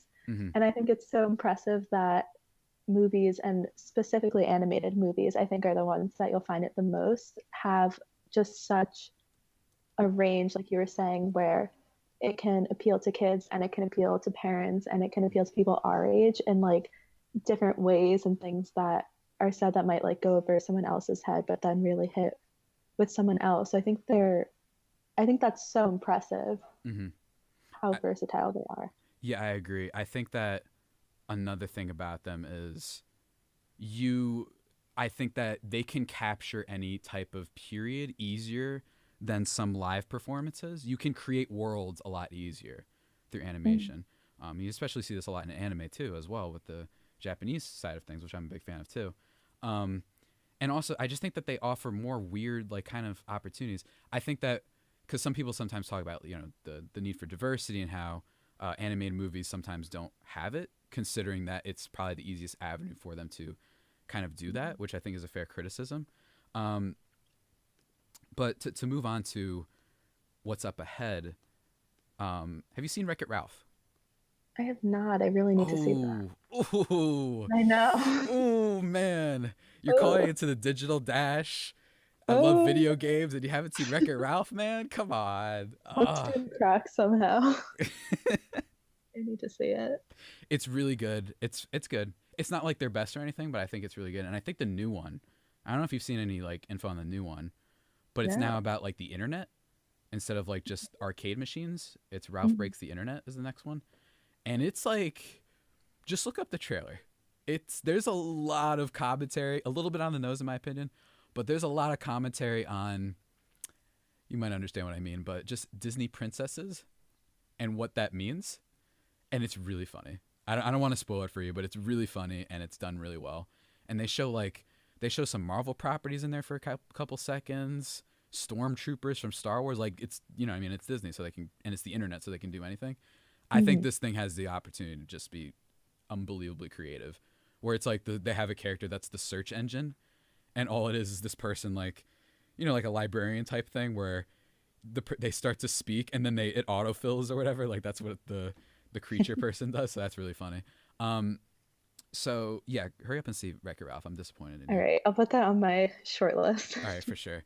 Are you interested in seeing the Spider-Man movie, the animated movie, Enter the Spider-Verse, which is coming out in December? Oh, yes. Good. If you said no, I might have had to hang up, honestly. Well, now I'm super into Marvel after this summer. Yeah, you were. Now, for those who don't know, Shannon was part of our also illustrious group of people that rewatched all of the Marvel Cinematic Universe movies over the summer. Now, you did miss quite a few of them. I missed about a third of them because I saw some without you guys too. You saw, I'm going to see if my memory served me correctly. You saw everything from up until the first Avengers movie. Then you saw everything, I believe, post. Let me see here. I believe I saw phase 1 and 3. Yeah, I think so. And then with the exception of like 1 in phase 2 and not 1 in phase 3 or something. But about something like that, yeah. Beginning and the end. Mm-hmm. So you saw like Thor, you saw like Spider-Man, and then Infinity War, of course. Yeah. Which must have been quite the trying time for you. Really broke me. What's funny is you didn't cry during that, I don't think, right? No, because Kayla spoiled it for me a while ago. Oh, of course she did. In fairness, I said she could because I didn't see myself watching all of these. That was before I knew we were doing that. So yeah, this really just kind of happened. I don't know. I don't understand. I barely talked to you before, like over the summer. Aside from our Twitter exchanges, which are always a delight. Classic. So yeah, do you have any like final thoughts on just this subject of animated movies? I guess one thing that I forgot to mention, just like a super cool thing that I saw that I think everyone should check out if they're interested in animation. I went to the Cooper Hewitt Design Museum, which is in New York City. It's a Smithsonian, but in New York. And they had this traveling exhibition, so it's probably not there anymore, but it might be around somewhere in the world, of Pixar animation. So they had all these sketches, and it's just crazy how much goes into it. They had all the iterations of the Inside Out characters. They had the original sketches of like the Pixar lamp guy hopping. Really cool. So the amount of work that goes into the actual animating is unbelievable. Just so cool. That is cool. Art stuff, very cool. Big fan. All right, so yeah, guys, we're gonna take a little bit of a break, and when we get back, we're talking about candy. What is Halloween without candy? I mean, it's a lot of things without candy, to be quite honest with you, but it's definitely a big piece of the puzzle, and I think it's an interesting topic because I think it changes over time. And I'm wondering if Shannon here, I have no idea, I haven't asked her, has any takes on candy. I'm really excited for it. So yeah, guys, stay tuned here. You're listening to The Digital Dash on 90.3 WMSC Upper Montclair. All right, see ya. And we're back here on 90.3 WMSC Upper Montclair. We're back after a brief hiatus. My man Peter came in to do his newscast, but now joining. Hold on, what's the phrase for this? Calling back, returning. I don't know. I don't know why I'm even getting hung up on this. But my friend Shannon is calling back in via Skype from an undisclosed location. Yes, may or may not be DC. But we'll never know. I mean, actually, it was probably disclosed because you introduced yourself and said where you go to school. So yeah, there's that. But whatever, it's just a bit that I do. So you're still alive. That's good. Good news. I don't want to have a loss of life on the Digital Dash. You don't want that. That doesn't look good on resumes and stuff. No, it really does not. No, it does not. So let's talk some candy. And now here's the thing about candy. All right. I've got some favorites. I have a lot of thoughts about candy, especially when it comes to Halloween candy and the activities that take place around them.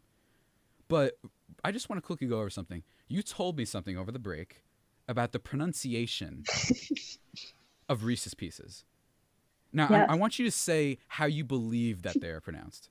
Reese's Pieces. Reese's Pieces, ladies and gentlemen. So here's the thing. I don't. It's just. I say this a lot. Like, it's okay to be wrong about things in life, and I think this is one of those times, Shannon. Where Thank you. in the world did this come from? Like, did you This think was an that enormous argument between my roommates and I the other day. is this just one of your like PCs? Yes. Is this like your own brigade that you've decided to lead? Because I've heard no one ever say this is a hill this. that I will die on. I realize that it's maybe incorrect. I'm using air quotes, but you can't see. Okay. But I think Reese's Pieces just feels right. If anything, I think Reese's Pieces is the singular and Reese's Pieces is the plural. If anything. Interesting. Yeah. Very interesting. But yeah, I've never heard anything more ridiculous in my life. It's like in Community when one of the characters calls bagel a boggle. It's like that level. That's awful. That is unbelievable. Yeah, that's pretty bad. But hey, I don't want to say you one-upped her. Might have one-upped that character just a little bit. At least yours, maybe. I get where you're going, because Reese's, the double E, maybe that's what you're doing. You know what I mean? You thought that there was like feels correct. I guess. I mean, some rhymes. So Reese's Pieces. there's also so many other things called pieces. There's like I know pieces is a word. This infuriates my roommate. I'm glad that it's a word. Thank God. So yeah, but I want to talk about candy now. Here's the thing with candy. It's a lot of sugar, right? Yeah. Quite a bit. Quite a bit of sugar. Now, here's what's interesting about, first of all, Halloween and candy, because that's what we're doing here on the Digital Dash. It's a spooky Halloween edition. What's interesting about Halloween and candy is that I feel like this is one of the few things that changes when you're older. I feel like you go from loving candy as a kid to going through a little lull period, and then you're back on it, kind of. I don't know if you can relate.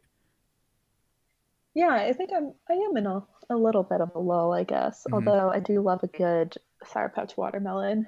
Okay, I'm so happy you just said that. So let's get into just quickly what are our favorite candies? Because this is an important conversation. It really is. Some would say there aren't any conversations more important going on right now. None at all. It's what are your favorite candies? It's just a question of national security, to be honest. So you want me to go first? Yeah. Okay, so I don't have too many takes, except for one, actually. I do have one take. So I like Snickers. Big fan of Snickers. They're just so... It's like a manly candy, you know what I mean? Maybe. Okay. It's like that down. There's just, I don't even know where I was going with that. It's just there's a lot, and it's very chunky. You know what I mean? Very chunky. You feel like you just had like a chocolate bar. You know what I mean? You feel like it. Nice. When you have Hershey's, it's like, okay. When you have Reese's, it's like, yeah, that's chocolate. But when you have a Snickers, it's, you're not you when you're hungry. Obviously, the most famous quote ever said in human existence. It's true, I think. I really think it's true. The more filling candy bars. Yeah, it's a very filling. It feels like, oh, I just got a Snickers bar. You know what I mean? So I love Snickers. My next one is Sour Patch Watermelon. Just had them recently while watching Venom with my friend Mike Cavalier. They were delicious. And then Reese's Peanut Butter Cups, of course. I like the small ones, though, because then you could just have like 17 of them and just eat them all at once. You know what I mean? Just get it right in there. Yeah, that's what bite-sized candy is for. Yeah, bite-sized candy is the best. I don't like but I make this distinction because I don't necessarily like the bigger Reese's Peanut Butter Cups. It's weird. It's like a phobia I have. Chocolate to peanut butter is different. Yeah, it's just different. I think you get more chocolate in smaller ones. For sure. And now here's the last one. And you might think differently of me, or you might love me for this. I don't know.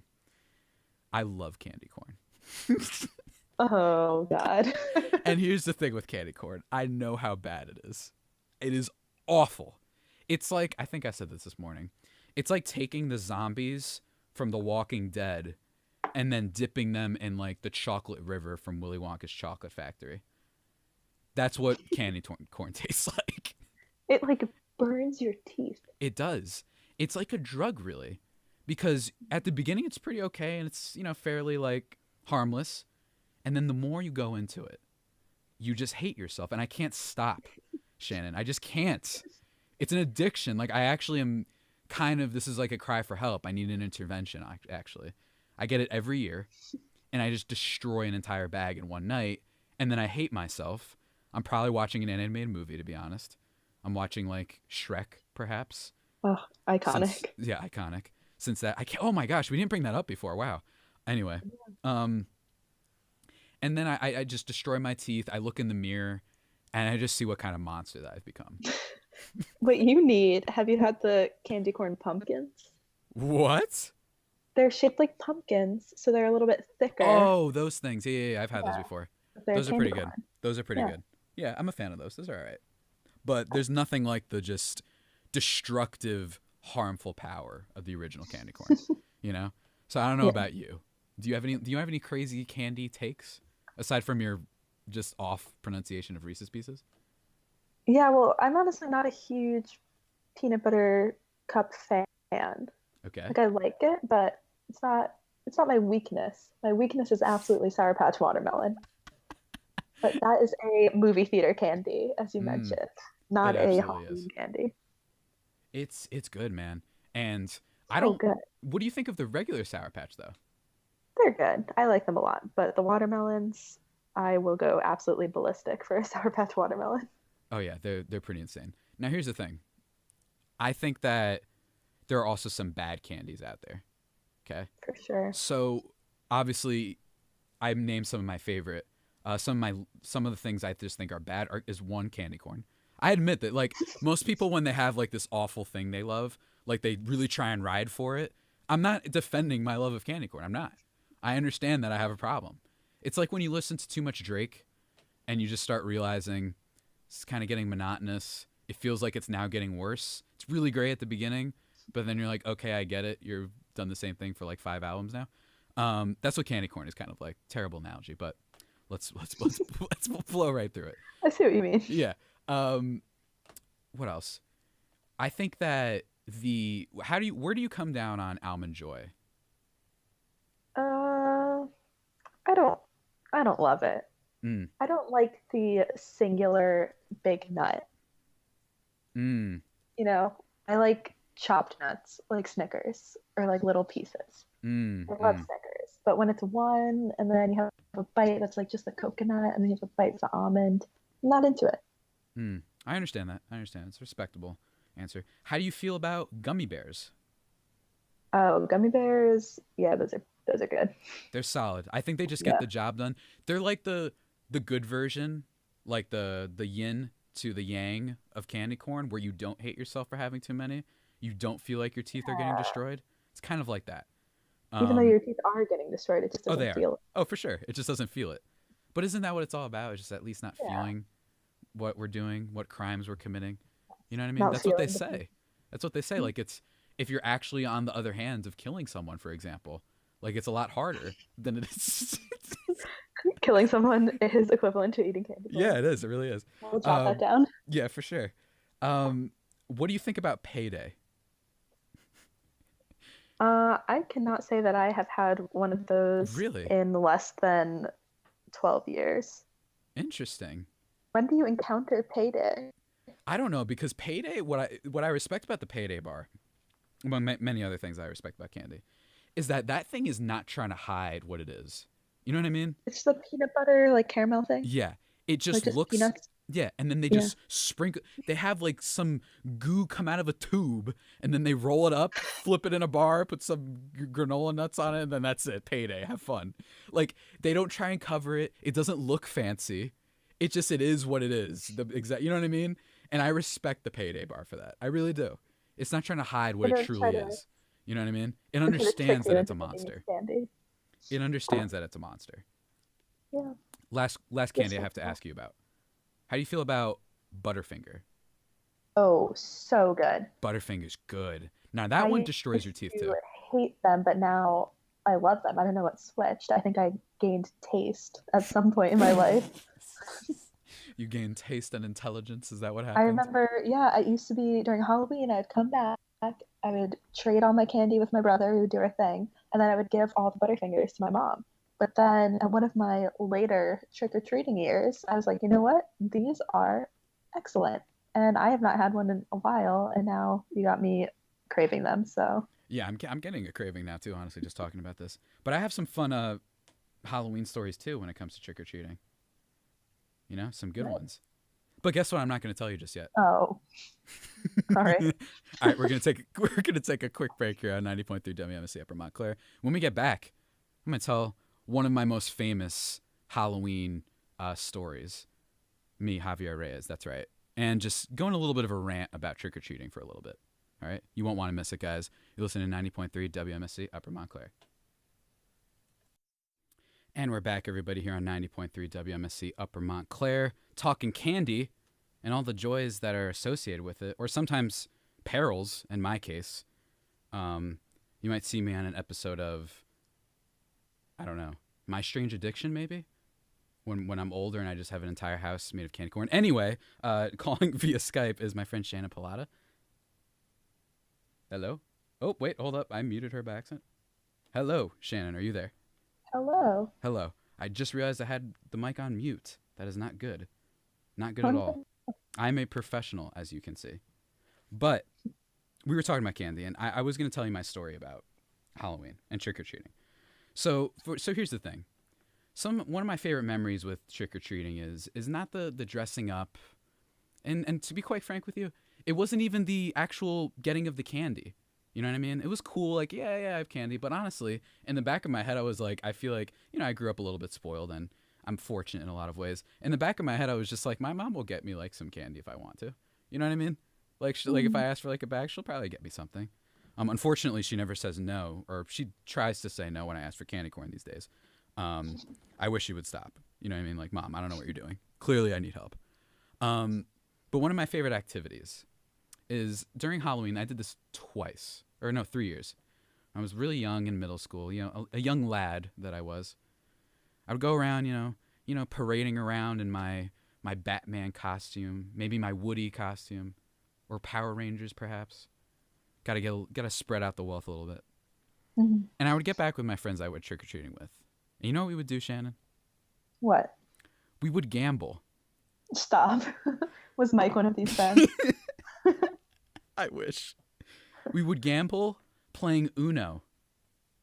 Oh my god. And we would gamble our candy pieces that we just acquired from a night of trick-or-treating. And oh boy. Because it was really a lot of fun. Now you can see me right now on the screen. On Skype right now. Yep. One of my favorite moves was people knew I love Snickers, right? And I would have like 6 of them. Like 6 giants. Like honestly, I probably had more than that. Like I really was top heavy with the Snickers and stuff. And I would give the look. I had like those goofy, like spooky, like Halloween ghosts things or like glasses or whatever. And I'd have them on. Like I would be a really like poker face type of thing. I took it seriously. I wanted to win. And what I did is I would do this thing where I went, guys, I think it's time. I'm paraphrasing a little bit. I don't know what kind of like vernacular I had as a child, but I would tilt my glasses down and I would look over and I'd be like, I'll raise you 3 Snickers bars. And everyone would be like, because they knew that was my favorite and they knew I was serious. So they were wondering, does he think he's going to win? Is he bluffing? Is he just trying to like fake out everybody? What is he doing? I don't know what my tactic was. I think I just love the theatricality of it. And let me tell you, I won every single time I did that. I'm not kidding. And oh man, there were some years where I just had candy to last me for like 3 weeks. Because for some reason I had a pretty good ability to not destroy all of it in one night. But now that I'm older, for some reason I eat all of my food now. Like no matter what, I can't save it. Yeah. So yeah, did you enjoy my little tale there? Yeah, you gotta risk it to get the biscuits. I really did. I don't know. We've talked about it a bunch of times. I don't know why all of us haven't played Uno yet while watching Shrek. I love Uno, but I am not the gambler type. You're not the gambler type? I am pretty stingy. Oh no, for sure. I would do this. I'm not like the rent of you fools, not you, but like. I'm not. Yeah, it's like I remember when I went to Atlantic City with Mike. them. Yeah, at Mike. Went to Atlantic City and I had the most money by the end of the trip because I didn't play. This isn't that deep, guys. Yeah.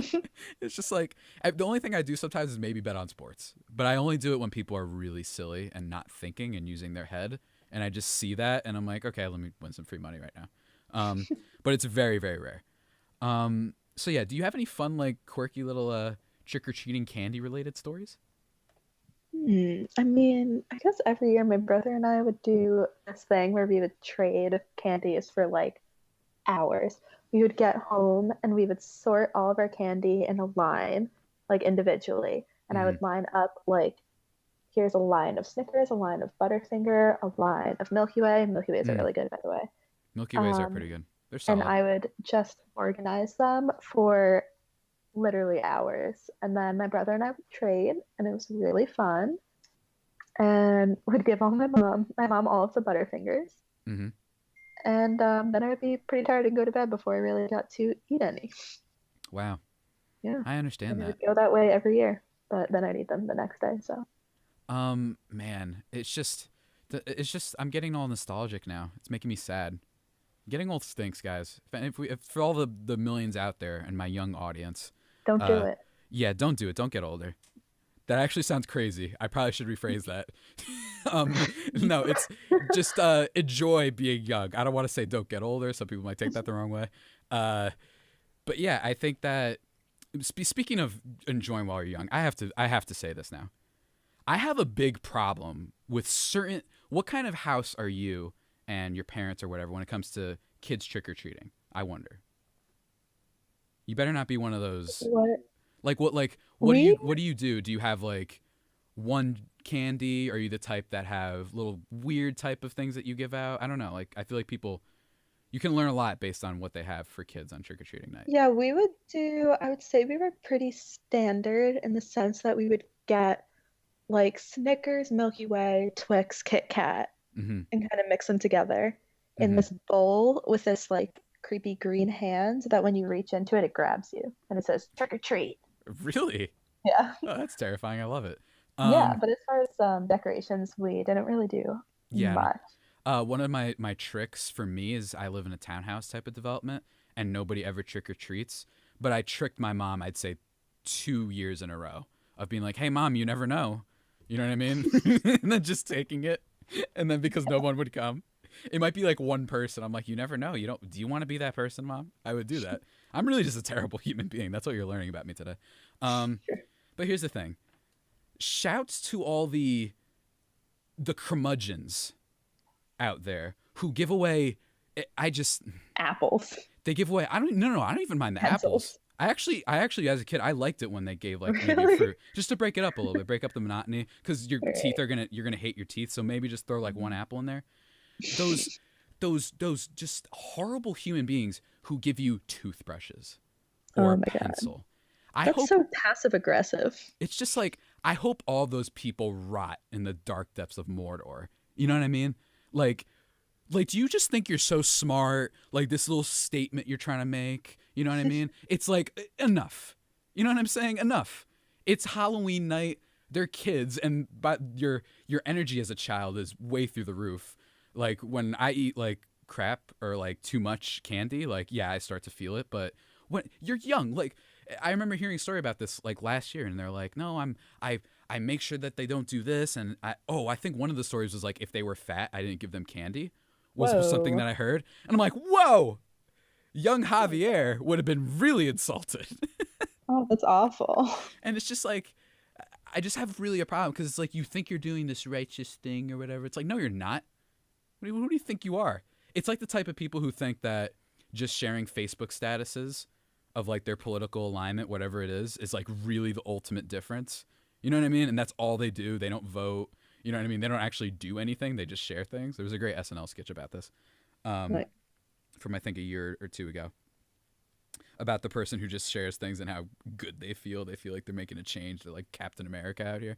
Um, but yeah, I don't know. I just hate that. Like, what are you doing? And the pencil is, I don't know what's worse, pencil or, I think toothbrush is worse. toothbrush for sure. Now, here's the thing. I don't mind if you have a pencil or toothbrush, but also give candy. That's fine. That's like cool. Like you're saying, hey, but also I have a toothbrush. You know what I mean? Like that's cool. Don't get me wrong.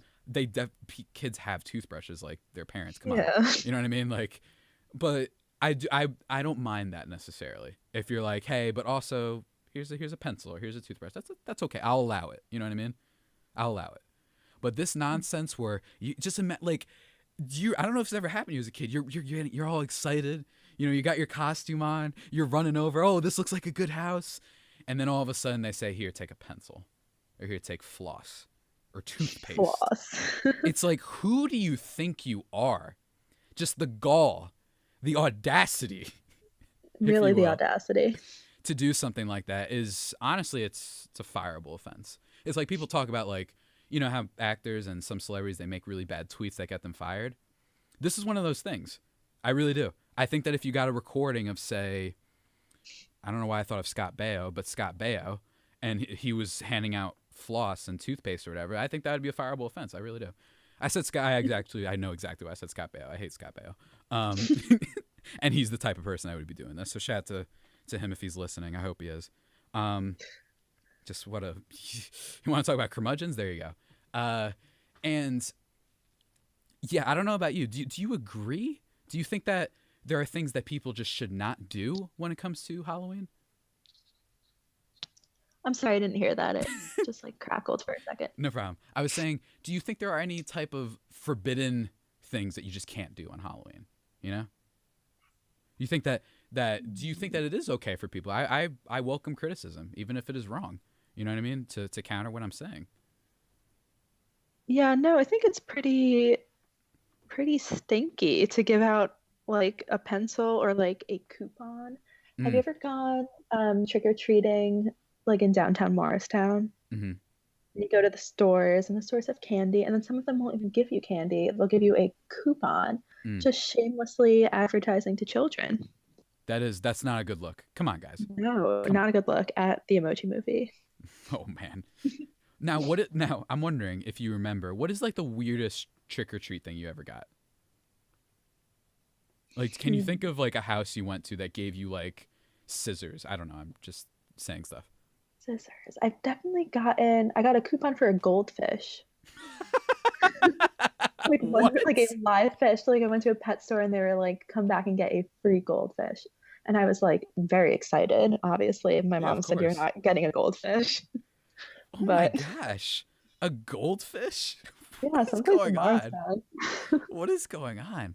What I do miss when you knew, because you know how when you're a kid everybody knows which houses for some reason, like it just it travels, you know what I mean, like the news travels, like, oh, the flag is raised in the north, that type of stuff, and they're like, hey, this one house back on Becker Street or whatever, like just as they give you everything, they leave it there, and they're rich or whatever, and they just have like mountains of candy. I enjoyed that. I did enjoy that aspect of because there was a strategy to it. You know what I mean? You have to plot out your course. See, this is I miss it. I miss Halloween. October in general is just a great month, you know? And I think that what's interesting about Halloween is, to move away from the candy aspect of it, is I feel like October and Halloween is like, it's one of the only holidays that I think changes, like, as you get older, you know? Like, the meaning completely changes. You know what I mean? Where it's like when you're a kid, it's about marching in the parade and getting a lot of candy. Then when you're like right about to get to high school, it's about like watching horror movies with your friends maybe afterwards or something that gets thrown into the mix, or at least that was my experience. Then when you're in high school, how much can I say on there? Let's just say it gets a little bit risque, I think is the way to put it, right? It no longer is about trick-or-treating. It's about dressing up in certain ways, perhaps, and just not caring and indulging in parties, in high school parties. And I think that gets taken up times 10 in college, too. You see what I'm saying? I think it's one of the few holidays where it really does change a lot. You know what I mean? Depending on how old you are. And I think once you pass this, and then when you're really older, it's just about, what did you say? I'm sorry? Kind of circles back if you like have kids or. Yeah, and then if you have kids, it's like reliving it. Yeah. And I feel like what I'm going to be is the type that when I get older, I'm going to buy like extra bags of candy just for myself, watching a movie and then like just waiting for people all night. Like that's what I feel like it becomes once you're past like, I don't know, absolutely. like 35, also, 40, whatever. Buying the candy on sale the next week. Oh, is for the sure. Move. That so is I the will move. be doing that in about 5 days. For sure. So yeah, do you have any other Halloween takes? No, it's a fun time. Yeah. What did you go as anything for Halloween this year? Yeah, so my roommates and I were the Mamma Mia people. like the three whatever Super Trooper people, and then my other roommate and we haven't dressed up as this yet, but we got this light pink turtleneck sweater and this light pink, a different shade of pink, high-waisted like sweatpants, and this pink ski mask to be Rufus the Naked Mole Rat. So gonna be trying that out soon. Oh, Rufus. Rufus, how do you feel about that Kim Possible live action movie? I'm excited. I You don't really excited? know anything about it, but I am Yeah, I don't know either. excited to see it when it happens. For sure, for sure. Well, Shannon, Well, Javi. you have now been ingratiated into the culture.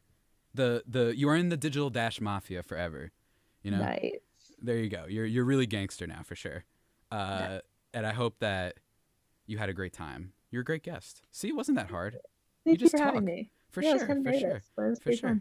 fun. So I'll probably see you around at some point in this lifetime, I assume. Yeah, That's most usually how this likely. works. Perhaps when I yell at you to watch Wreck-It Ralph again. All right. And then you I'll do are that. there for the midnight showing of Wreck-It Ralph too. So that should be cool. Nice. All right. So yeah, it was great having you on, Shannon, and have a great day. And Thank I'll see you around. you. I'll text you. Yeah. All right. Peace. Peace.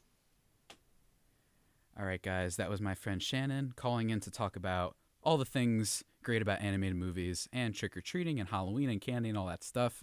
I'm now really, really hungry, and I can't wait to be done. Not to say that I don't want to do the show. Make no mistake, I do. But I'm saying I'm excited to just try and trick my mom into getting me more candy corn after this. This is going to be a lot of fun. So, yeah, guys, I'm going to take a little bit of a break now, and when we come back, just going to wrap things up. And just give a little tribute, some final thoughts on Halloween in October. You know what I mean? It's been a fun show, guys. So yeah, you won't want to miss it. We're going to wrap things up here on 90.3 WMSC Upper Montclair. And what's up, guys? We're back here on 90.3 WMSC Upper Montclair and the waning hours here for the Digital Dash. Mr. Javier Reyes, I am. It's been a great show, guys, for sure. And just to round things out, I just wanted to say, like, October's awesome. It really is. And I want to, it's really one of the great months, you know, really an illustrious one, actually, I'd say. You all know how much I love saying the word illustrious. And the thing about October is that it's a month that plays as like, you know, and this sort of amalgamation of everything that, every joyous thing that life has to offer. You know what I mean? And I don't think people always realize it. You get the baseball playoffs, which just concluded yesterday, and I'm not going to talk about it because the Red Sox won, and the Red Sox are awful. It's been scientifically proven. Basketball's back. Basketball's been a lot of fun this year. I love the Denver Nuggets. They're not my favorite team. I'm a die-easy Clippers fan, but I've been watching a lot of Denver Nuggets. They're just the ultimate hipster team, and they're a lot of fun to watch. Then you still have football. You know what I mean? Fantasy football, unfortunately, is still ruining my life in a lot of different ways. Hopefully, LaShawn McCoy and Julian Edelman don't go crazy tonight, and then I actually might pull off a surprising win this week, and that'd be great. So you got football going on. So you got the three big sports going on. And you got Broketober, which is the term used because all of the big movies and games, Red Dead Redemption 2 just came out. You know, you got mid-90s that just came out. Black Ops 2 came out. Just all the video game goodness out there. You know what I mean? And you get a lot of cool movies out. You know what I mean? Some that have to do with the horror type of stuff. You know, we just had the new Halloween. We had Venom. You know, and then you have, you know, there's a good mixture between the more blockbuster types, but then also gearing up for award season, like the more prestige type of things tend to come out. You know, like A Star is Born, for example. And I like the spooky Halloween vibe of October, not necessarily the day of. That's what's so cool about October is I feel like Halloween, it's not necessarily your enjoyment of the month doesn't only ride on your enjoyment of that holiday. You know what I mean? And I mentioned this before with Shannon, where I was like, what I love about Halloween is it's one of the few holidays that changes drastically every year the older you get. You know what I mean? You're a kid, it's just about dressing up and being in a little parade and then trick-or-treating with your friends and saying trick-or-treat in your cute little kid way, I guess. And then when you're older, it's more about like the parties and like being risque. Let's like, just to be honest, that's what it seems like with costumes. Risque in a lot of different ways, with what you choose to dress up as. The creativity, there's more weirdness around that, and then there's the parties, I think, becomes more of a thing when you're older. And then I feel like it circles back around to being about just laying down on your couch. I don't know yet. I'm not that old, but still. I'm laying down on your couch and just enjoying the night just like any other night. And maybe there's some Halloween special on, you know what I mean? Some movie or whatever. And then just giving candy to kids that show up. But make sure you don't give away toothbrushes or pencils only. Do not do that. Don't be one of those people. You just don't want to be those people. You develop a bad rap. You know what I mean? You don't want the streets of the kids that play on the street and all that stuff. You don't want them knowing like, hey, those are the people that gave me a toothbrush. You don't want people to know that. It's bad. It's a really, really bad look. So yeah, I think October often is underappreciated in a lot of ways. You know what I mean? I think people overlook it. I think it's a great month because it has literally everything. And we're officially around this time is what I call just the murderer's row. It's the end of October. You know, baseball just finished up, the World Series. You know, you got basketball, football, a lot of big games, a lot of big movies. And then you go into Thanksgiving and all you get more movies, more games, even more movies and games, if you could believe it or not. And then you get Christmas and you get New Year's. It's just the ultimate awesome stuff. No matter how hard I'm working every year in school, I always know that like the fall and all that is just the best. And the weather's great too. So yeah, I just love it. But yeah, guys, ladies and gentlemen, that about does it for today's edition of the Digital Dash.